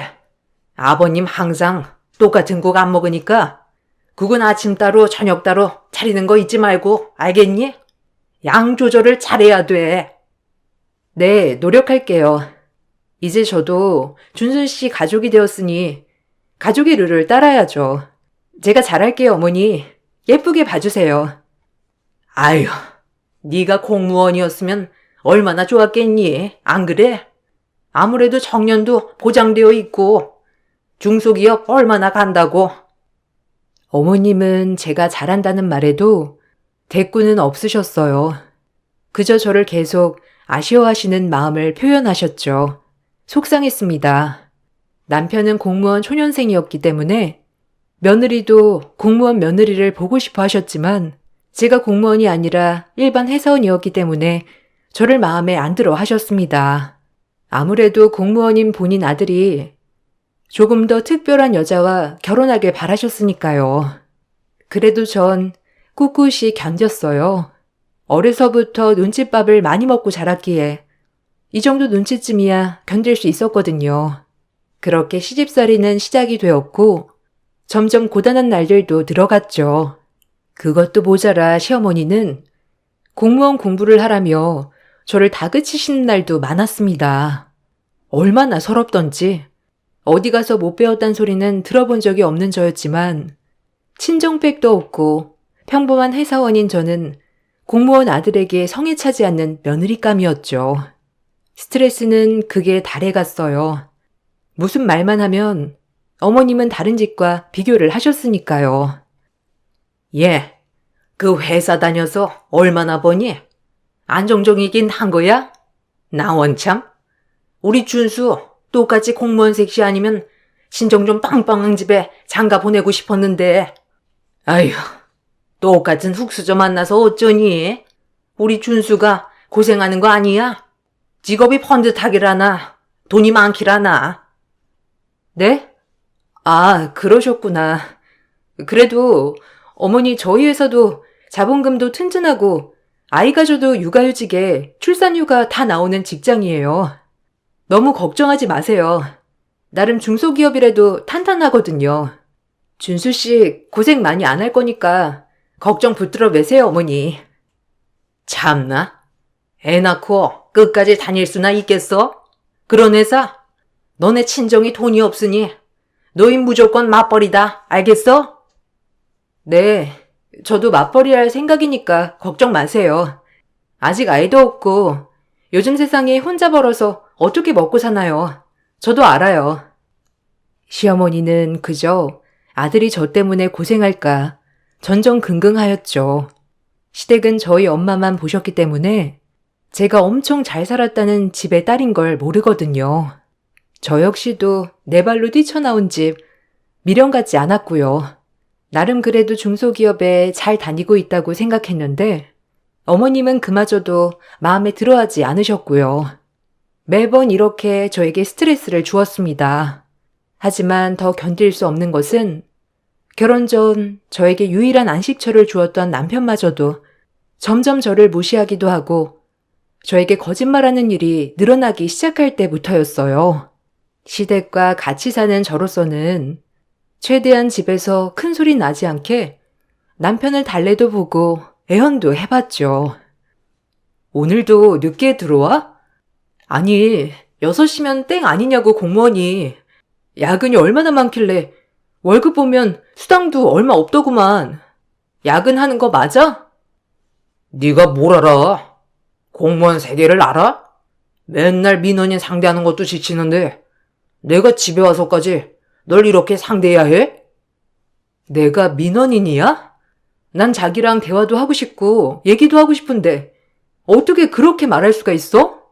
그럼 나랑 결혼 왜 했어? 그야 그땐 내가 미쳤었지. 뭐가 좋다고. 좀 더 현실을 생각했어야 하는데 평생 이렇게 살다간 집도 못 사겠다. 뭐? 무슨 말이야 그게? 당신도 어머니처럼 내가 좀 더 빵빵한 집의 딸이 아니라서 후회된다는 거야 지금? 말을 말자. 피곤하게 좀 하지 마. 나 진짜 일터에서도 피곤하니까 집에 와선 좀 쉬고 싶다. 바가지 좀 긁지 마, 제발. 난 대화하자는 거야. 바가지가 아니라. 맨날 늦게 들어오고 연락도 잘 안 받고 우린 언제 대화해 그럼? 결혼 전엔 그렇게 나밖에 모르더니 결혼하니까 180도 바뀌었어 사람이. 내가 사랑이 얼마나 길은 줄 알면서 자기가 더 나빠 정말. 지겹다. 그 얘기 좀 그만해. 내일도 나가야 되니까 더 이상 말 시키지 마라. 나 힘들어. 그리고 꿀물 좀 타와. 머리 아프니까. 남편과 대화를 한번 하려고 하면 남편은 저에게 곁을 주지도 않았어요. 처음엔 그렇게 저만 사랑한다던 남편도 각박한 세상 속에 변해가기 시작했죠. 그렇게 또 마음은 점점 병들어갔어요. 친정에 가도 친엄마는 아빠의 재산을 다 포기하고 나온 저를 그렇게 반기지 않았어요. 그저 엄마마저 먹고 살기 힘든데 혹 하나 딸렸다고 생각하는 것 같았죠. 이러나 저러나 슬픈 나날이었어요. 제 인생에 어두운 날이 끊이지 않을 것만 같던 그때 저는 임신을 했다는 사실을 알았습니다. 완전 임신 초기임에도 불구하고 몸 컨디션이 좋지 않아 아주 빨리 알아차리게 되었어요. 전 그렇게 마음이 벅차올랐죠. 나도 이제 엄마가 되는구나 하고 말이에요. 사이가 소원한 남편도 임신 사실을 알면 얼마나 기뻐할까. 그리고 저를 탐탁치 않아 하는 시어머니 또한 기뻐하실 거라 생각했어요. 여보, 나 임신이야. 사주래. 아주 극초기라고 하더라고. 우리에게도 아이가 생겼어. 나 너무 벅찬 거 있지? 뭐? 확실한 거야? 아, 임신이라니. 아니 병원 가서 확인해 본 거야? 지금 우리 형편에 임신을 하다니. 아, 어떡해. 저의 예상과는 다르게 남편은 기뻐하기는커녕 기분이 좋아 보이지 않았어요. 오히려 당황스러운 표정이었죠. 너무 처음이라 얼떨떨해서 그런가? 라고 생각해 보았지만 섭섭했습니다. 우리의 아이를 가졌는데도 불구하고 하나도 기쁜 표정이 아니었으니까요. 자긴 안 기쁜 거야? 우리한테 아이가 생겼다는데 서운하다 자기야. 요새 우리 사이가 소원해져서 그런 거야? 그게 아니라 아직 우리 집도 없고 엄마 집에서 얹혀 사는데 무슨 아이까지. 에휴, 솔직히 그렇게 기쁘진 않은데. 돈이야 벌면 되는 거고 청약도 열심히 넣고 있는데 뭐가 문제야, 안 그래? 혹시 알아? 아이가 복덩이일지 안 그래? 아이 문제는 좀 나중에 얘기하자. 아니 혹시 포기하고 다음에 가지면 안 될까? 지금은 진짜 부담스러워서 그래. 뭐? 어떻게 말을 그렇게 할 수가 있어? 당신 정말 내가 알던 사람 맞아? 이럴 줄은 몰랐는데 도대체 결혼은 왜 한 거야? 남편의 말에 어안이 벙벙했습니다. 내가 지금 무슨 소리를 들은 건가 싶었죠. 아이를 포기하자는 남편의 말에 눈물부터 나오더군요. 내가 선택한 사람이 이런 사람이었다는 데서 오는 실망감과 어려서부터 지금까지 누군가에게 제대로 사랑받지 못한 저로서는 내 생은 망했다는 느낌이 바로 들더군요. 전 너무 속이 상한 마음에 임신 사실을 시어머니에게 말했어요. 그래도 어른이니 조금이라도 위로해달라고 말이죠. 이런 얘기를 아무한테도 할 수가 없었거든요. 그리고 조심스레 어머니 의중도 물어볼 겸 해서요. 어머니, 드릴 말씀이 있는데 혹시 바쁘세요? 바쁘시지 않으면 저랑 얘기 좀 하실 수 있을까요? 꼭 상의해야 할 문제도 있고. 뭔 말이냐? 어떤 말을 하려고 그렇게 뜸을 들이는 거야? 뭐 혹시 휴직이라도 하려고 하니? 절대 안 된다. 아니, 그게 아니고요. 저 사실 임신 4주예요. 어머님 손주 생겼어요. 이름 배불러 와도 다닐 수 있을 것 같은데. 뭐? 애를 가졌단 말이야? 어머나, 세상에 어쩌면 좋니? 아니 지금 너네 벌이가 얼마나 된다고? 애를 가지길. 어머니도 남편과 마찬가지로 펄쩍 뛰셨습니다. 너무 서러웠네요. 꼭 제 잘못인 것처럼 애를 가졌다고 저를 탓하셨으니까요. 네? 어머니 손주예요. 어떻게 말씀을 그렇게 하실 수가 있어요? 기쁘지 않으세요? 그래도 어머니 첫 손주인데. 기쁘긴 뭐가 기뻐. 요즘은 애도 안 낳는 세상이라는데. 에휴, 없는 것들이 터한다 터해 진짜. 집도 없이. 준수는 뭐래? 준수 씨도 마냥 좋아하진 않아요. 하지만 지금은 좀 놀라서 그렇지. 그래도 준수 씨 아이니까 기뻐할 거예요. 시어머니는 저의 말에 기가 차다는 듯이 말을 더 이상 하지 않았고, 그저 나중에 얘기하자고 할 뿐 더 이상 말이 없었습니다. 좌절스러웠죠. 귀한 새 생명이 자리 잡은 이 시점에 어머님과 남편은 하나도 기뻐하지 않았으니까요. 하지만 며칠 뒤 왜 두 모자가 그렇게 기뻐하지 않았는지 이유를 알게 되었어요. 그 둘의 이야기를 엿듣고 졸도할 뻔하였죠. 아니 어쩐다냐? 넌 그러기에 조심스럽지 못하게 이 시국에 애를 만들어? 아휴, 그 여자애 알면 어쩔 거야.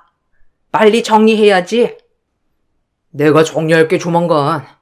차마 입이 안 떨어져서 그러니까 엄마가 따끔하게 얘기해주지. 아휴, 골치 아프게 됐네 진짜. 이혼하자고 해. 뭐 자기가 어쩔 거야. 그리고 애도 아직 4주밖에 안 됐다며. 지금 빨리 정리해야 뒤탈 안 생긴다 너. 오늘 얘기할게. 그냥 엄마는 좀 옆에서 거들어만 줘. 에휴, 내가 일찍 결혼을 하는 게 아니었는데 진짜 애 부친하는 것만 보고 홀딱 속아서 아무것도 없는 흙수저인 거 알았으면 절대 결혼 안 했지. 엄마는 그때 나 좀 말려주지 그랬어. 안 그래? 뭐? 내가 너 얼마나 말렸냐? 어?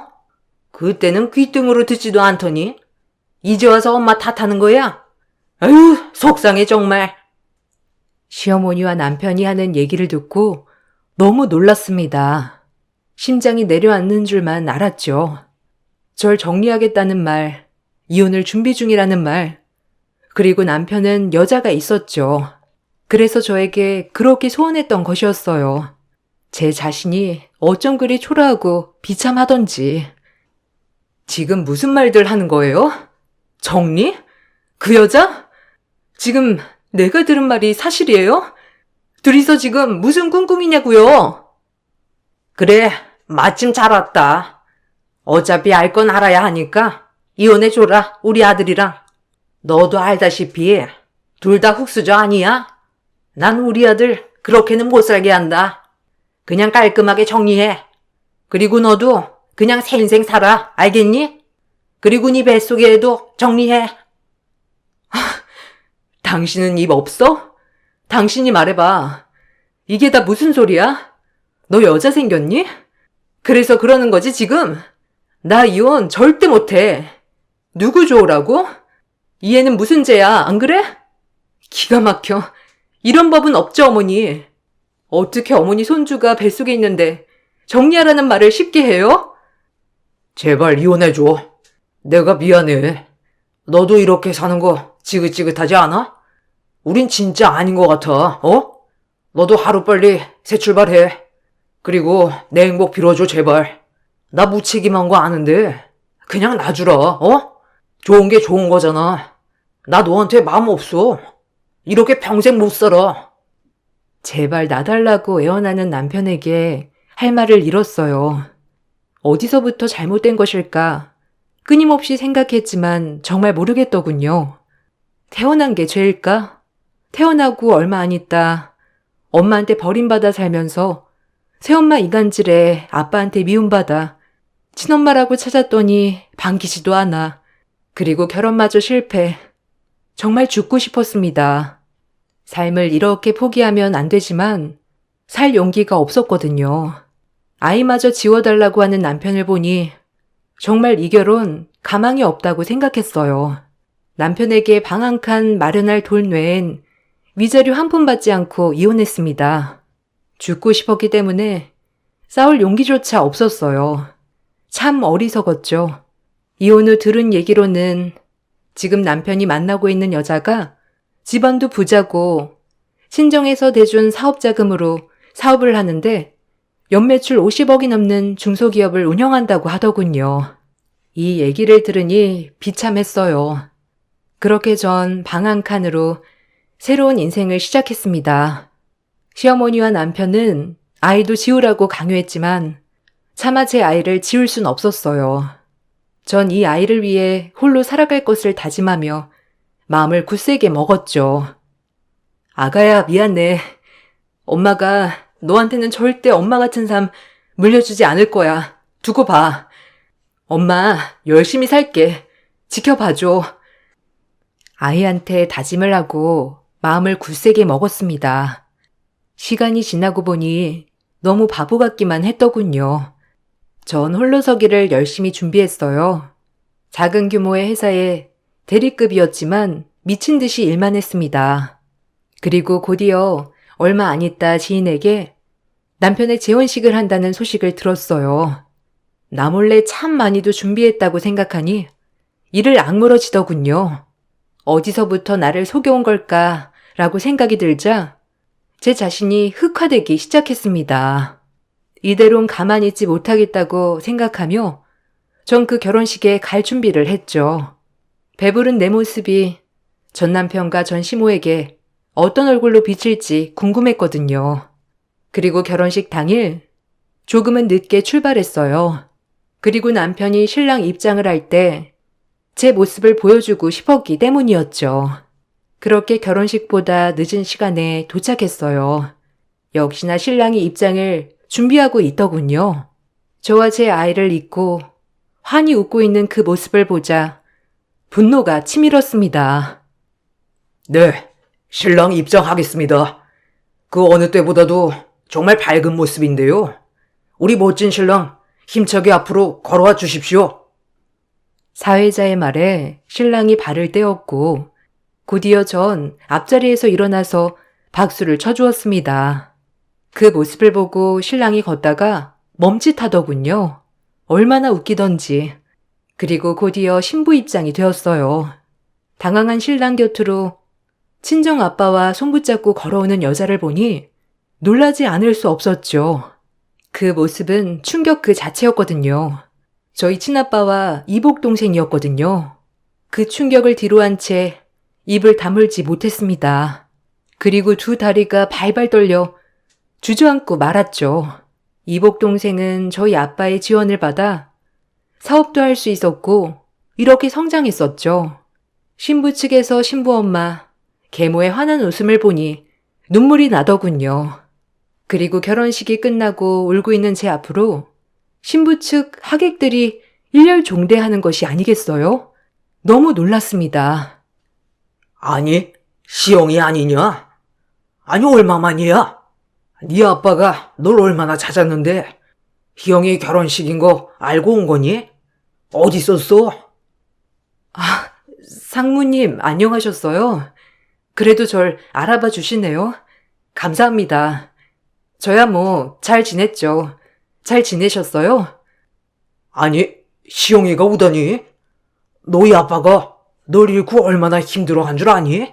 결혼도 했다면서. 아, 아이도 가졌나 보구나. 그렇게 아빠 측 회사 사람들이 저를 알아보고 제 앞에서 저에게 인사를 한 것이었죠. 너무 감사했고 반가웠습니다. 집 싫다고 뛰쳐나간 저를 기억해 주시고 이렇게 알아봐 주셨으니까요. 하객들이 저에게 둘러싸여 웅성대자 아빠도 서서히 저에게 다가왔죠. 눈물을 멈출 수가 없었습니다. 10여 년 만에 본 아빠의 모습은 꽤나 늙으셨으니까요. 그렇게 나를 미워한다고만 생각했는데 저를 보자마자 덥석 안아주시더군요. 내 딸 시영이 어디에 있다 지금 오는 거냐 라고 하면서 말이죠. 너 이 녀석 어디 있다 지금 온 거야? 희영이 결혼식인 거 알고 온 거야? 내가 미안하다.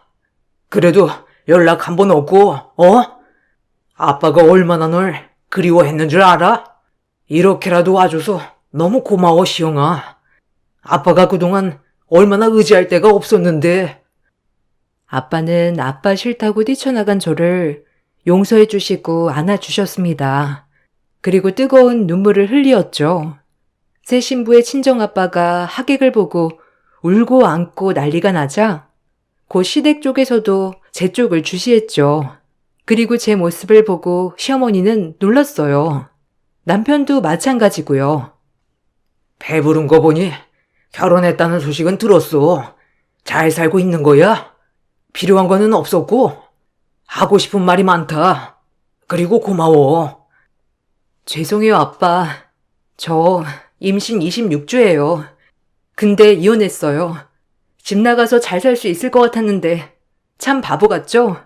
그리고 임신 4주 때 남편이 바람나서 저 버렸거든요. 놀라셨죠? 이런 모습 보여드리고 싶지 않았는데 못나게 살았어요, 그동안. 뭐? 이혼? 버림을 받다니? 우리 딸한테 감히 누가 그런 짓을 했다는 거야? 그 남자는 지금 어디 있냐? 너 배부른 거 알고는 있어? 아빠의 떠나가라 고함이 들리고 계모가 놀라서 다가왔어요. 그리고 저를 보고 입을 다물지 못했죠. 아마 이렇게 저를 마주할 거라고 상상도 못했을 테니까요. 시댁에서는 아빠의 고함 소리를 듣고 고개도 못 들고 어쩔 줄 몰라 했습니다. 뭔가 통쾌했고 시어머니는 아직도 뭐가 뭔지 모르는 눈치인 채로 왜 사돈 어른이랑 맏며느리가 같이 있지? 라고 생각만 하시는 것 같았어요. 이때다 싶었죠. 아빠, 놀라실 거예요. 그게 제가 여기 온 이유거든요. 사실 저랑 이혼하고 제 뱃속에 애가 있음에도 불구하고 저에게 이혼해달라고 한 남자가 저기 저 턱시도를 입고 있는 신랑이에요. 놀라셨죠? 전 남편 결혼식에 왔더니 희영이랑 아빠를 본 거고요. 뭐? 그게 사실이야? 아니 어떻게 이런 일이 있을 수 있어? 지금 김서방이 네 전 남편이라는 거야? 기가 막혀. 임신한 널 버렸다는 거야 근데? 내 이놈을 가만둘 것 같아? 감히 내 딸 눈에 눈물 나게 하다니? 내 이 녀석을 가만 안 두겠다. 아빠는 제 이야기가 끝나자마자 노발대발하시며 전 남편에게 가 따기를 날렸죠. 한 대도 모자라서 무려 5대나 말이에요. 의붓동생과 남편은 왜 이러시냐고 하였지만 곧 아빠의 말에 남편은 무릎을 꿇고 싹싹 빌기 시작하였어요. 시어머니도 마찬가지였고요. 감히 네가 내 딸을 버려? 네가 그러고도 사람이냐? 어떻게 뱃속에 애가 있는데도 사람 같지 않은 놈?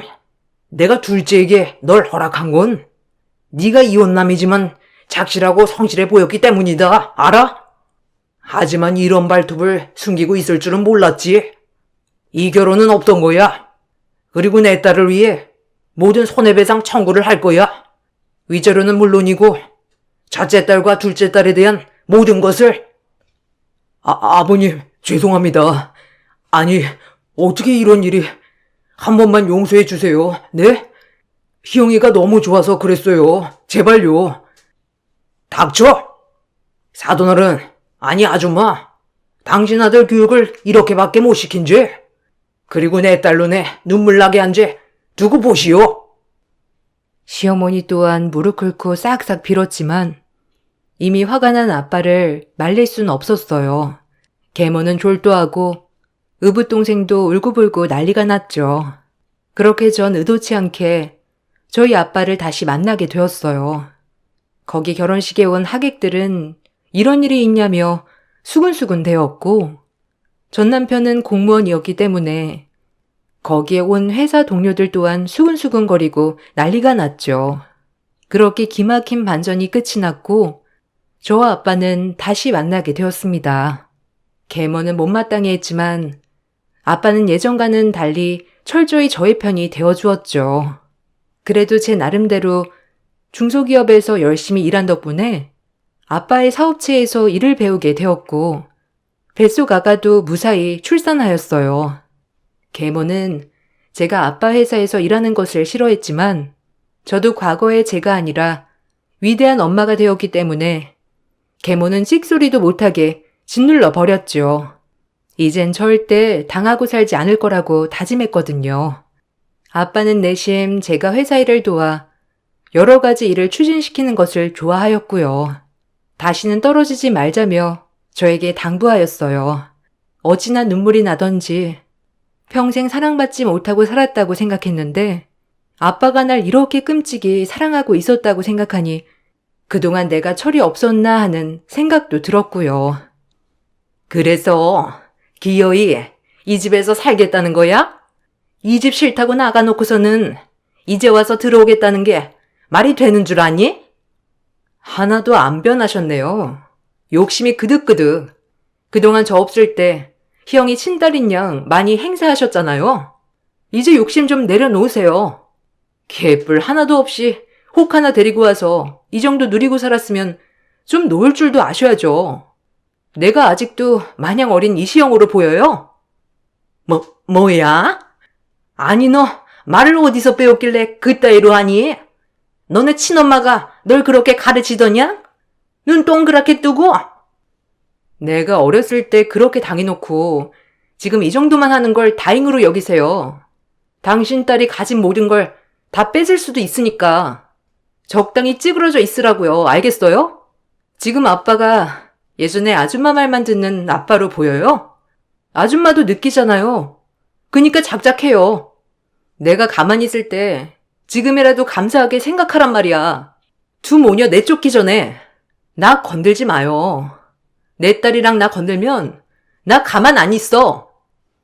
어렸을 때랑 달라진 내 모습을 보고 계모는 더 이상 말을 하지 않았어요. 그리고 예전 시모는 전 남편과 희영이의 결혼이 깨지자 저에게 다시 연락을 취했습니다. 어차피 제가 부잣집 친딸인 걸 이제서야 다 알았으니까요. 얼마나 어이가 없던지. 만나서 얘기 좀 하자. 너 애도 우리 집 핏줄이잖아. 만나서 우리가 얘기 좀 해야 하지 않겠어? 준수도 지금 후회하고 있어. 그렇게 지우라고 할 땐 언제고. 이제 내가 가난한 집 흙수저가 아닌 걸 알았으니 이래요? 이미 물 건너갔어 아줌마야. 다신 찾지 마요. 그렇게 모든 것이 종료되었죠. 전 지금에서야 모든 것이 안정됐어요. 예전을 생각하면 철도 없고 슬픈 과거, 어두운 과거도 많았지만 오히려 딸을 낳고 좋은 일만 생긴 것 같아 딸에게 고맙답니다. 세상에 나 혼자라고 느낄 때 절대 우울해하지 마세요. 주변을 둘러보면 예기치 않게 내가 오해했고 생각보다 날 생각해주는 사람들이 있더라고요. 길고 긴 책을 읽어주셔서 감사합니다.